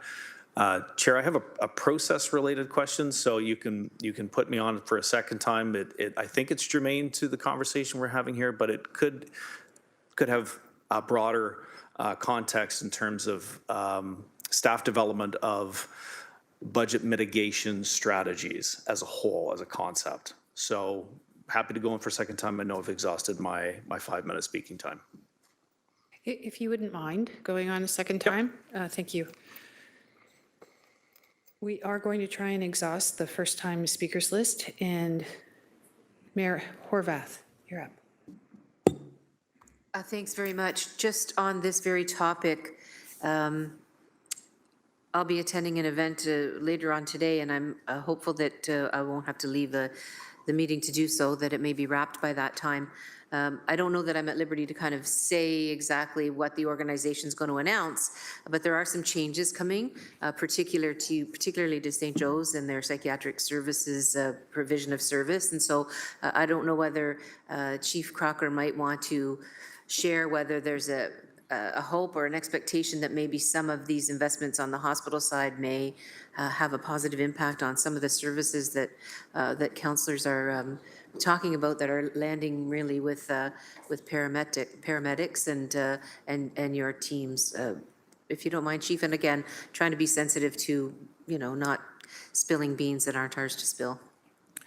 No, through the chair, and thanks, Mayor, for that question. I'm not aware of anything that's forthcoming in regards to St. Joe specifically. What I can say, though, as always, the provincial government does continue to invest in designated offload nurses throughout the 3 hospitals. Each hospital is funded for 2 nurses, 24 hours a day, 7 days a week, to assume care for clients that cannot go to the waiting room. So that's the only one that I'm aware of at this point, though.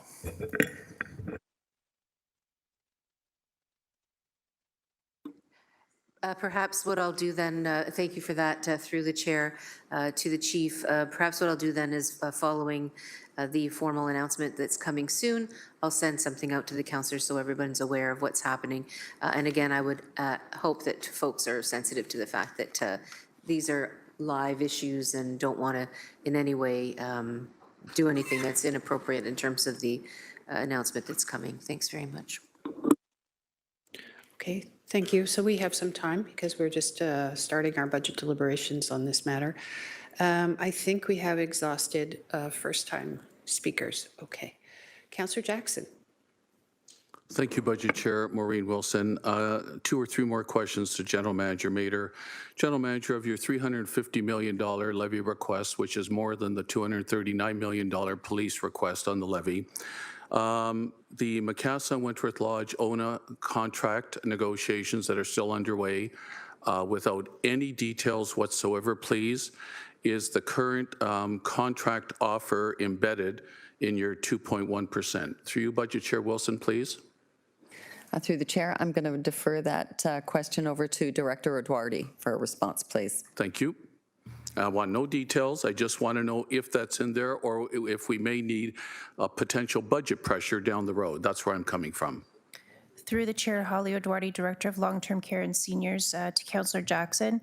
Through my understanding, through HR, it is embedded in this 2.1%. Thank you very much, Director Odiardi. Secondly, through you to either General Manager Mader or Director Savor, this 2.1%, are there any cutbacks in hours or level of service whatsoever across the recreational division anywhere in our city? Through you, Budget Chair Wilson, please. Through the chair, to the councillor, no, there aren't. Excellent. Good to hear.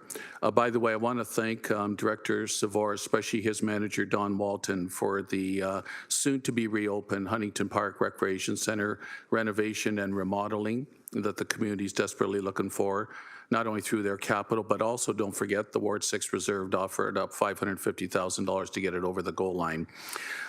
General Manager Mader, your 2.1% proposal this year is extremely commendable. I noticed that for 2027, whoever may be around this table then, you're proposing 9.4%. Is that correct? Through you, Budget Chair Wilson?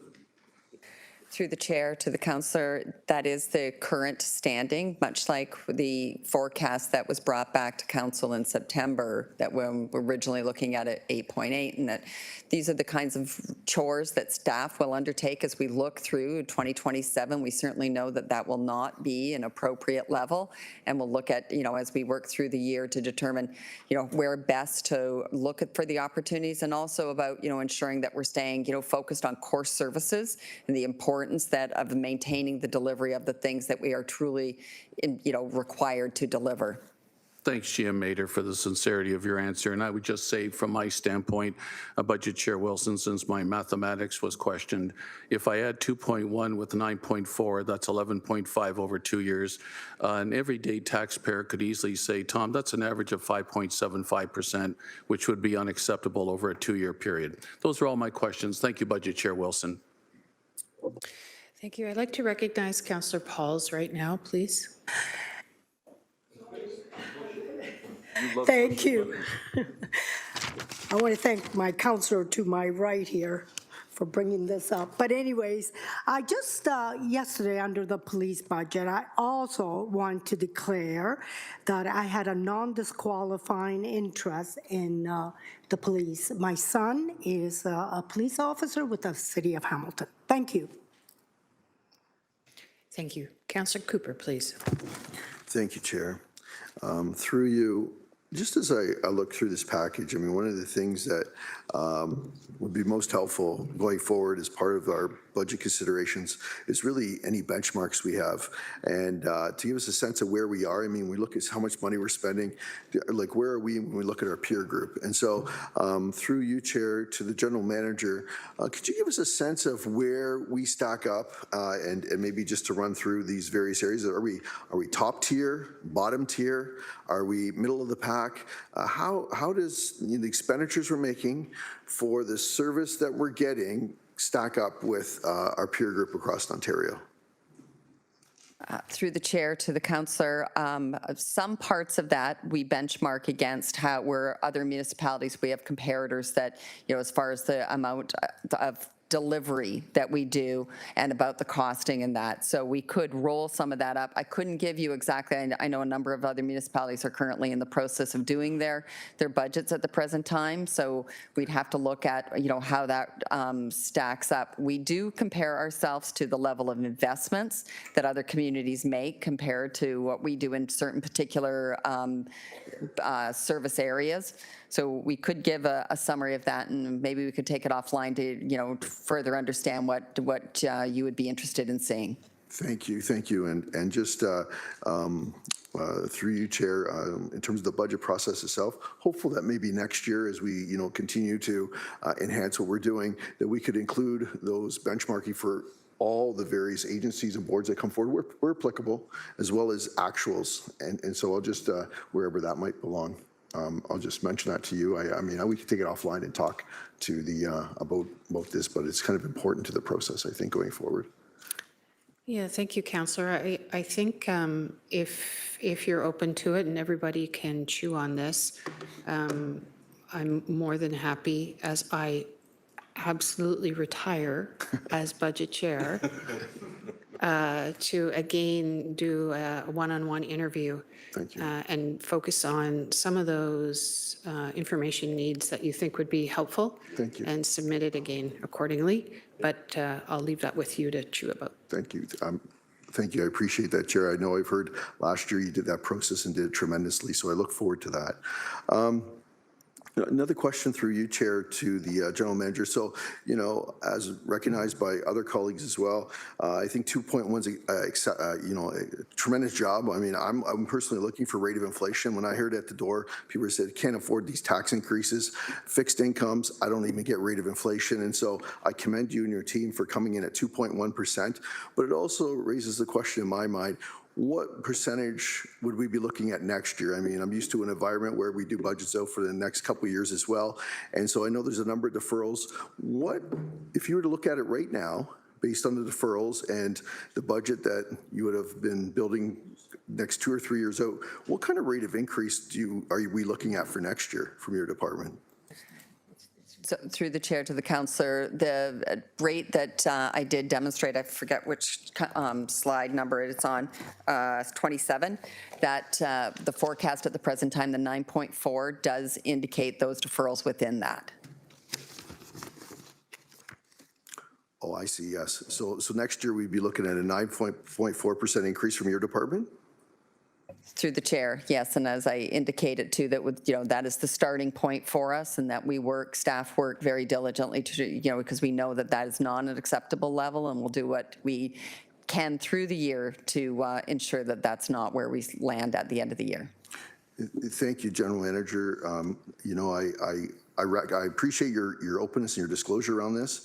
If you're so far the lowest department we've seen at 2.1, you're coming in at 9.4 next year. It makes me wonder where all the other agencies and departments are, and if we're just kicking the can down the road and we're going to get a whopping increase next year. So I appreciate this very much, and I thank you for your candor. It's the first department that we've actually had this level of disclosure, so thank you for that. And that concludes my comments, Chair. Thank you. Councillor Critch.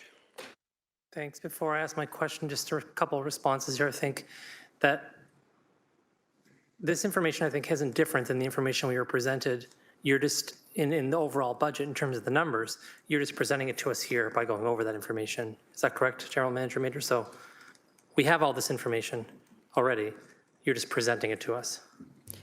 Through the chair, that's correct. Thank you. I think it's important because this isn't some hot release date. I don't want anyone to think that it's being released today live on the floor of council. This information has been available for a while now. I think that you weren't here when we had this conversation, Councillor Cooper, so I'm going to mention it. The Municipal Benchmarking Network of Canada, which cataloged and compared municipalities, including Hamilton, until 2021, has a rich database of information that's a good place to start from. Unfortunately, for reasons that are still unclear to me, we, first of all, don't participate in the Municipal Benchmarking Network of Canada anymore, and they appear to be kind of winding down some of their operations in terms of what they do, which is too bad, because it's very difficult for our staff to do that level of benchmarking. But it hasn't changed dramatically since then, so it's good. And some of the things you mentioned, like social housing, for instance, when you go look at the charts, you can see where the different municipalities compare. I would just say that's a useful thing to look at, but you weren't here for that discussion, so probably didn't know we were not participating anymore.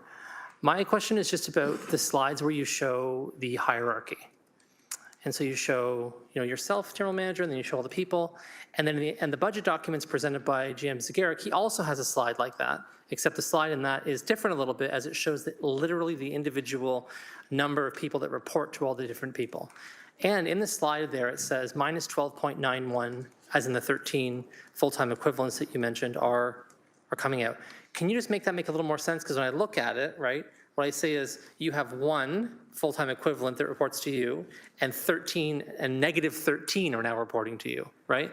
And so what I think is happening here, if I understand it, is that minus 13 number applies throughout the whole grid. You're just not identifying where it is in there. Is that my understanding? Through the chair, you're correct. Okay. Is there a harm in sort of identifying where in the grid it's coming from? I mean, we're not getting down to the individual employee there, right? But it would be a little more clear if we understood, oh, here's the hierarchy, and here are the overall general divisions where those cuts are coming from. Through the chair, I can tell you that they are coming from across the divisions, and that's not in any one area, and so it is very much a work in progress. And the other is that we're not trying to identify it too carefully, because we are looking also to about as where opportunities are, if there are vacancies, if there are open positions in that, we certainly will look to those ones first to ensure that we're minimizing any impact on staff.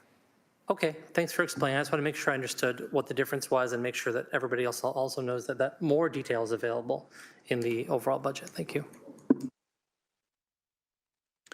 Thank you. Before I recognize Councillor Clark, I just wanted to make sure we emphasize the point as illuminated by Councillor Kretsch that this information is available, but this is the first of the departmental presentations. So I think to suggest that absolutely kudos to the clarity in the presentation. I trust that will be a model that will be followed as we go through the week. I didn't want people to think that this was the anomaly, but thank you.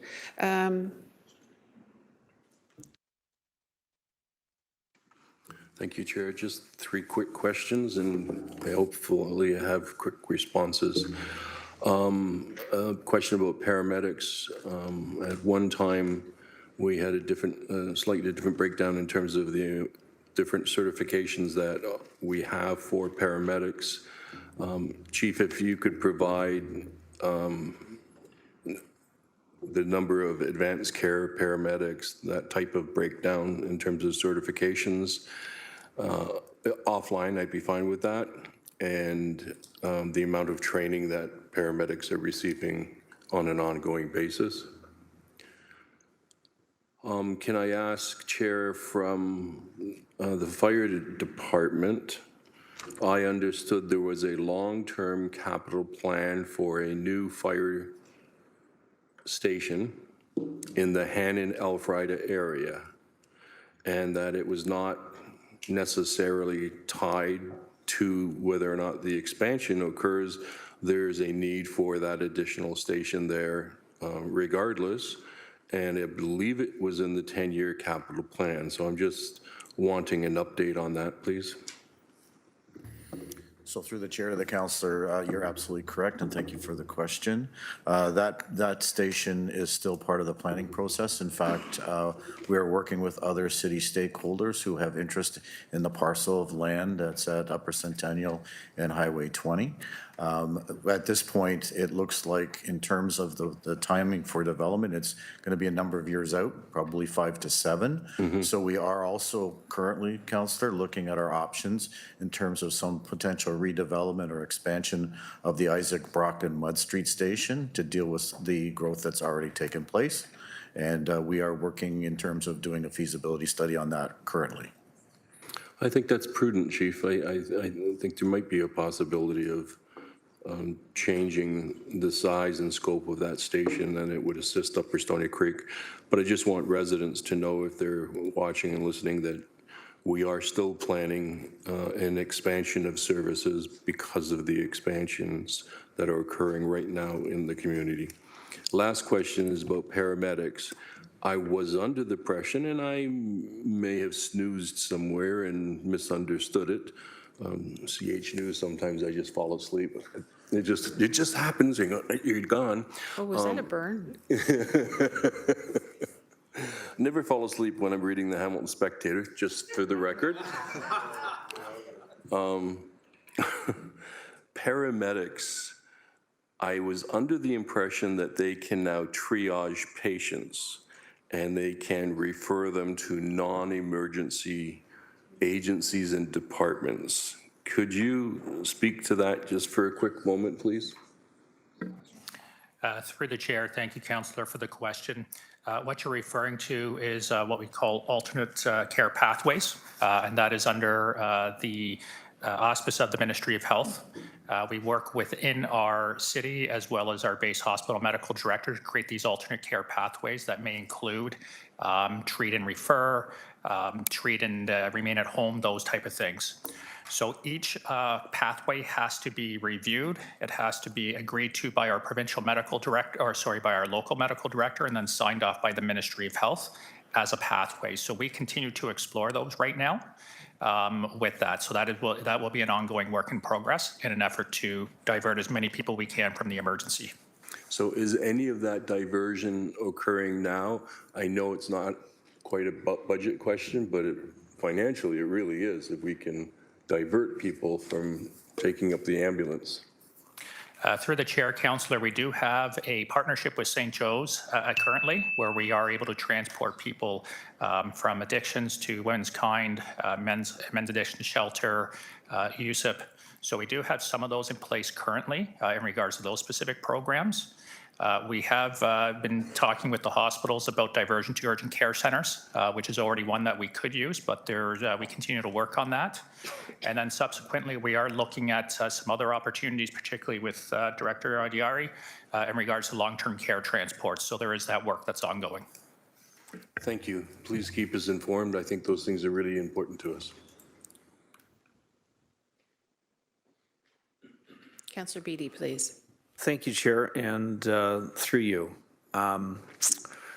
The nature of my question, I think, is germane to the conversation both here and the process as a whole. And as you've alluded to, this is the first of the departmental presentations that we're going to hear. This morning, or rather yesterday afternoon, we learned that there was a staff-developed cost mitigation strategy that had been developed and inadvertently included into the presentation here. And then, of course, that was withdrawn. On Friday of last week, there was a brief conversation about another cost mitigation strategy pertaining to Well Waterworks that had been slipped past the goalpost inadvertently. And the pattern that emerges for me is that there are staff-developed cost mitigation strategies that have accidentally made it forward, but it leads me to believe that potentially there could be others. I think that's a reasonable conclusion.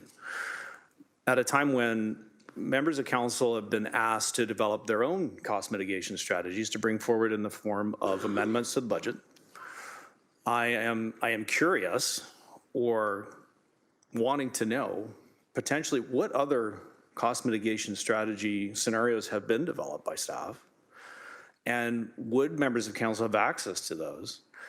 And I only ask from the perspective of this chair. There could be valid proposals that have not been brought forward for whatever reason, at the same time as we as members of council are being asked to develop same. So we're all on the same song sheet. So we're all moving in the same direction in this really, really important and critical budget development time. Could we have access? Can we see? Or could we get a response back on the potential that there are, in fact, some other scenarios that were developed? Where are they? What do they look like? Would we have the opportunity to discuss them also? So based on your ruling on how that might play out, I would ask a kind of a pointed question to the general manager for this scenario. Are there other cost mitigation strategies that could be released to members of council? Just so that I understand your question, and I am going to recognize the city manager, I think it's a corporate question, if I may, and a budget question.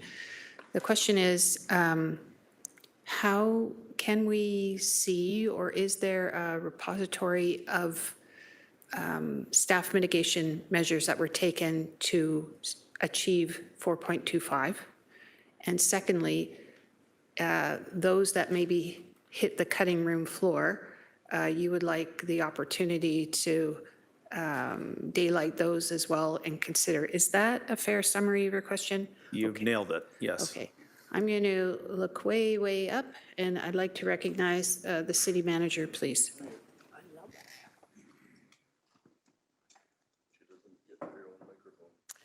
Through you, Madam Chair, and thank you for the question.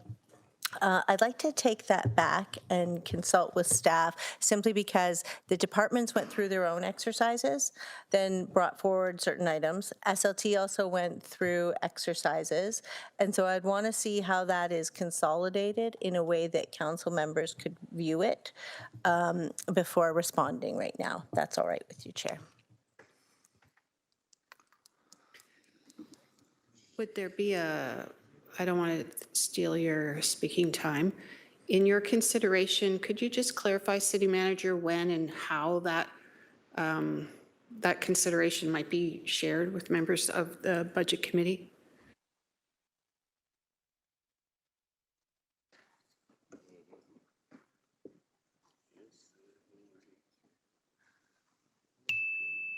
Through you, Madam Chair, I'm going to let the general manager start because he'll have a sense of what's together fulsomely right now. Through the chair, through the report that was tabled last Friday, the proposed budget, there were 3 appendices, appendices C, G, and H. I would direct councillors to those appendices. C and G provide a description of any of the financial adjustments, whether it's WIP savings, a change in reserve strategy, and those are outlined in both Appendix C and G. And just as a reminder, G was the mitigation measures that brought us to the December 12th staff draft proposed budget, and C were the additional mitigation measures that brought us to the January 20th proposed budget. So those are appendices G and C. Within appendices G and C, there are 2 categories: revenue adjustments and right sizing. Appendix H is more granular as it relates to those 2 categories. So Appendix H provides a breakdown of revenue adjustments, and within right sizing are subcategories: contractual, right sizing, and line by line review. And there are specific mitigations that are described in Appendix H within those 3 categories. So I would steer council members to those appendices, and if they have any questions with respect to those initiatives, staff would be available to speak to those.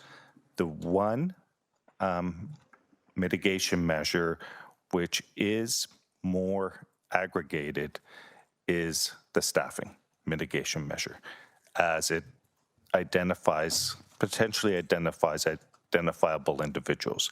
So that is one that would likely need to come back to council in private and confidential to speak to the staffing mitigation measures. You still have the floor, Councillor Beattie. Thank you, Chair, and appreciative of the answer, but still not 100% clear if there were additional potential cost mitigation scenarios that were, for whatever reason, not brought forward and could still exist somewhere on a desk, on a file, in an email, that could be viewable by members of this committee for potential consideration or thought process into how we're developing these scenarios. And it's just based on the fact that 2 have accidentally come forward. What else is back there that we would have access to? And I would respectfully request that members have the ability to view them. City Manager, I see your hand up. Thank you. Through you, Madam Chair, and I've had an opportunity to just confer very quickly with a couple of my colleagues. So there are some of those items. It will take a bit to just put it all together in a consolidated manner, and so we could report back. Some may need to be confidential, so I'll just explain the exercise a bit. It's not to have had service impacts, and so some of the items were ruled out as a result of that. So we would have to look at, before bringing forward additional items that have an impact that would be potentially in contravention of the mayor's directive, we would just have to sort those. And some may need to come in confidential as well. So in short, we can come up with those lists to share. I just need a little bit of time to work with the GMs to determine what that would look like and when in this process it could come forward. So yes, but I'll have to get back to you in terms of timing, understanding it needs to be very rapid. Yes. I appreciate that. As a comment, maybe I would offer that we've already had one slip past the goalpost that did have a service disruption embedded in it. You know, the horse might be out of the barn in terms of that conversation. But I'd like to see all potential scenarios. Again, for thinking on how these are developed, but also it could be a starting point for a different conversation that doesn't have a service impact. And I think that's important. Again, if we're all trying to move towards delivering best value for money in this very, very important conversation, the hold the line budget as it's been presented, I think all opportunities to engage in conversations of cost mitigations should be explored. And I'd like to see everything. So I think I heard you don't want just to exclude those that were deemed to have a service level impact. You'd like to see everything in macro from a division level. I think that's a fair, Department level. I think that's a fair request. So I'm going to just go back up to the city manager because I want to make sure it's really important for me to have clarity on the ask and then that which can and cannot be delivered and the timeline for its consideration. City manager.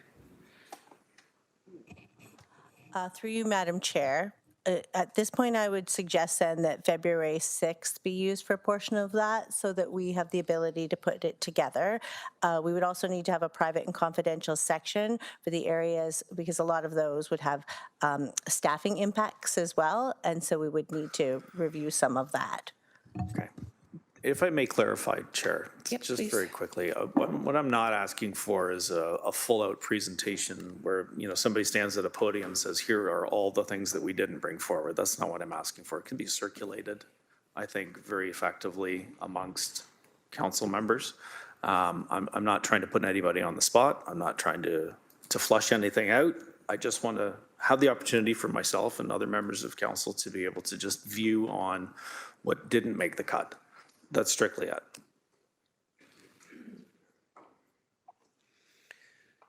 Just making sure the ask is understood. I'll recognize the city manager, please. The ask is understood and staff will put something together. Thank you. Okay. Any further questions from you, Councillor? Seeing none. Mayor Horvath, please. Thanks very much. Just really briefly following up on some of the former conversation around the departmental presentation that's before us now. Looking back to what the outlook was from the last budget, the expectation was that they would come in at 5.4 this year. and they came in at 2.1. So I just want to once again congratulate the work that's been done by this particular group and reflect on the fact that the outlook is one thing, or the forecast, if you will, is one thing, but it's not the budget. And it's not all of the work that staff put in to get us to where we are at this phase of the process. And I just want to once again reiterate that the staff do all of the work. So we put out the kind of things that we want to see. I put out, as required by legislation, the things that I'm directing in terms of how they do their work, but they do their work. And I'm grateful for the work that has been done and look forward to, and again, congratulate the GM Mater and her team and look forward to what's coming next. Thank you. Thank you, Mayor Horvath. I believe I think we're going to request Councillor Beattie, just so we have a record of it, try and set out his wish in the form of a motion. And I know that's short notice for me, and I apologize, but I think it would be good. Or you can bring it, thank you, Mayor Horvath, great idea. You can bring it tomorrow if you'd like some time to work with the city manager on it.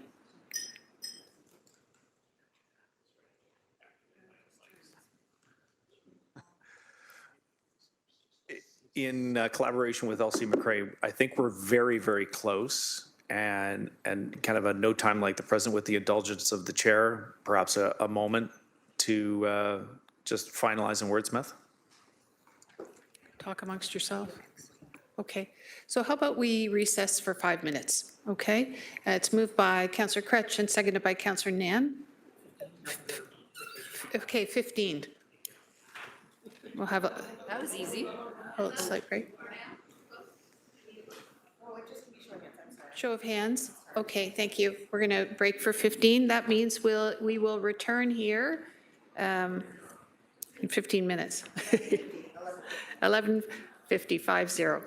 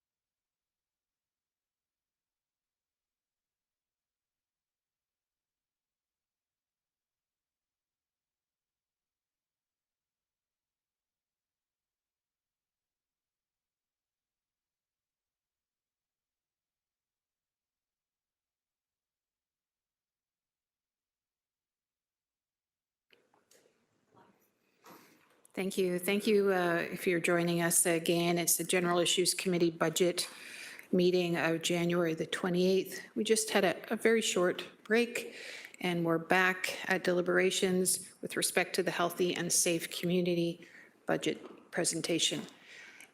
Where we last left off before breaking, we were asking a member to work on a motion, which I thought would be important for us to have a record of.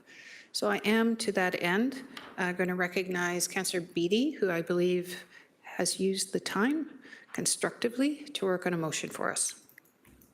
Thank you, Chair, and through you. The motion reads as follows, and Councillor Matt Francis is my seconder, that staff be directed to prepare a listing of cost mitigation strategies as developed in the formation of the 2026 budget from all applicable departments and senior leadership team, including those that were not included in the budget presentation and those that might not have met the test of the mayoral directive of no service level impact, and that these items be reported back to the GIC special budget meeting on February 6, 2026. Would you like to On or speak to it? before could all, if they came early, that'd be great too, but at minimum, February 6th. I think we've had robust conversation. I think the intent is clear. There were clearly some alternative scenarios that were developed, and I think that it's important to have all information transparently available in the formation of this budget. So I'd like to see what other things were possible, and they may lead to other scenarios that may deliver value for our taxpayers. Councillor Clark, on the motion. Yes, thank you, Chair. So just clarification on language. Is the term applicable departments in this motion referencing departments who prepared cost mitigation scenarios, or is there another definition of applicable departments?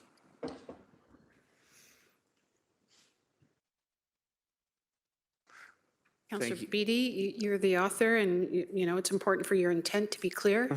Would you care to speak to Councillor Clark?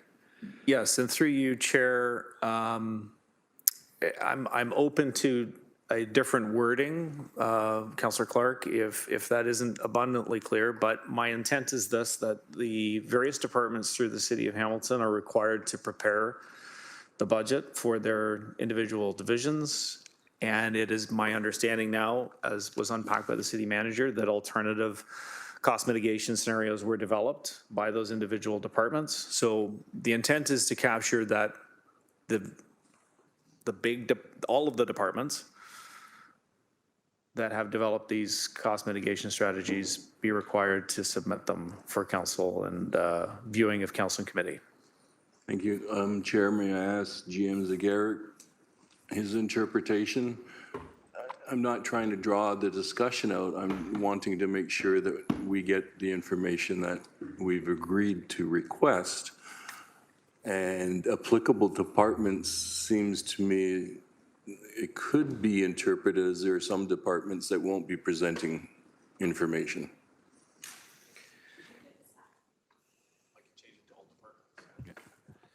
Jim Zagarek, your name was mentioned, and I don't, if you'd like to comment.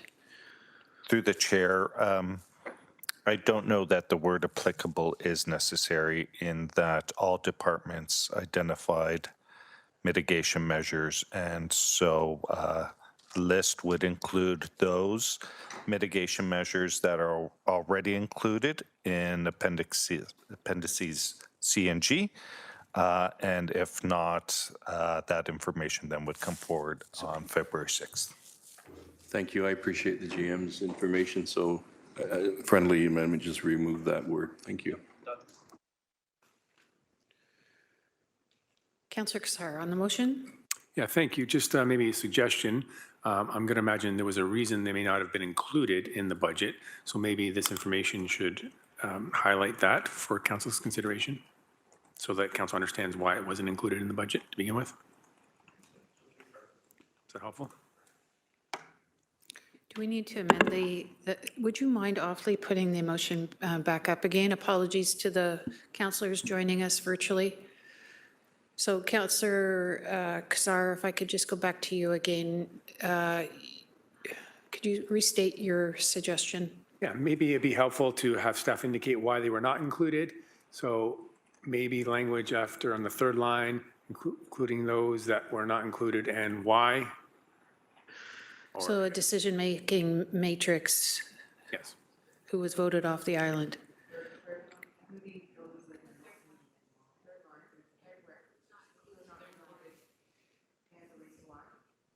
That sounds good to me. The rationale for their exclusion.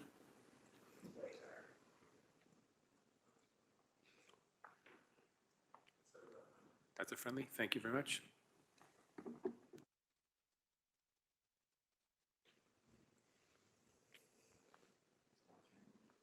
Yes, please. Councillor Francis. Yeah, thank you, Budget Chair. Is it clear with this direction that it would be plain language that says like Wild Waterworks, Stony Creek Arena, I'm just using examples? Would it say what it actually is instead of just a project ID, something clearly identifiable to the public? I just don't want to be in that scenario where it's just numbers. I want it clearly identifiable for the public. I imagine that would be possible as per the budget book, but I'll look to GM Zagarek or CM, City Manager Clucky for a response. Through you, Madam Chair. Yes, we'll put things in clear, plain language. Thank you. Any further speakers on the amendment? Okay, seeing none. Oh, sorry. Yes, excuse me, one moment, please. Yep, no problem. Councillor Francis. So sorry, my apologies. Just on that same line of thinking, can it be identified by, broken down by ward as well? Or if it's a citywide, broken down by ward, similar to how we received the presentation from GM Zagarek on Friday? Yeah, obviously, I don't know the answer to that. And I guess if you had to make a decision between the timeliness of the receipt of the information versus that insertion of that component in the methodology, I'll recognize City Manager Clucky to help us perhaps. Through you, Madam Chair, we were intending to put it in a format similar to Appendix H so that it has consistency, but any additional information we can add, we will, just recognizing that it is some work to be done to get us to the February 6th meeting and consolidating the departmental areas. So we'll do our level best to put in as great a detail as we can, including the words, if possible. Fantastic, thank you. I just wanted to be as clear as possible with the public. Thank you. Councillor Taddison. Can I just see the motion one more time, please? Absolutely, Councillor. Just give us a moment.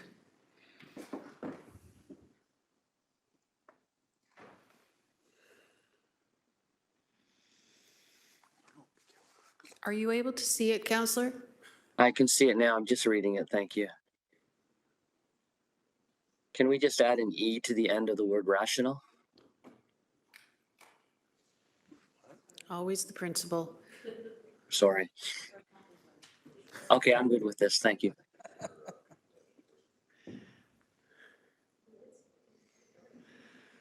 Mayor Horvath. Sure, just a quick question, just I guess to the clerks in terms of, so February 6th, there'll be new information then coming to councillors through the GIC budget.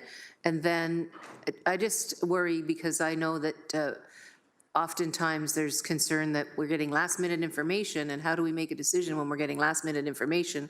And so I guess my question would be ensuring that there's opportunity for further meetings to be scheduled such that the new information that's going to come forward through this request and motion is able to be considered duly by the members of GIC budget.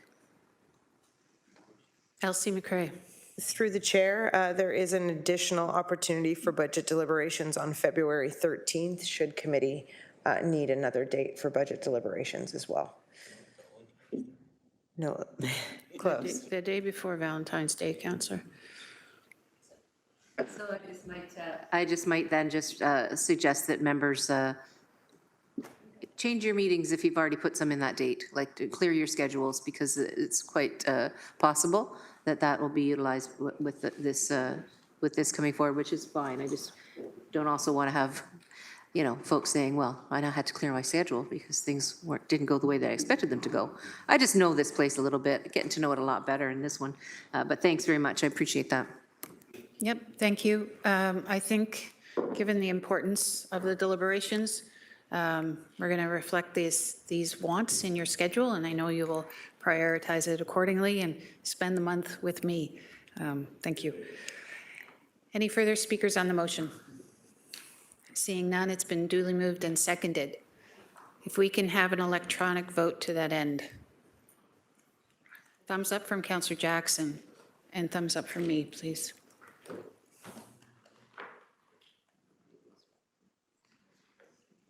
Yep. Thumbs up from Mayor Horvath.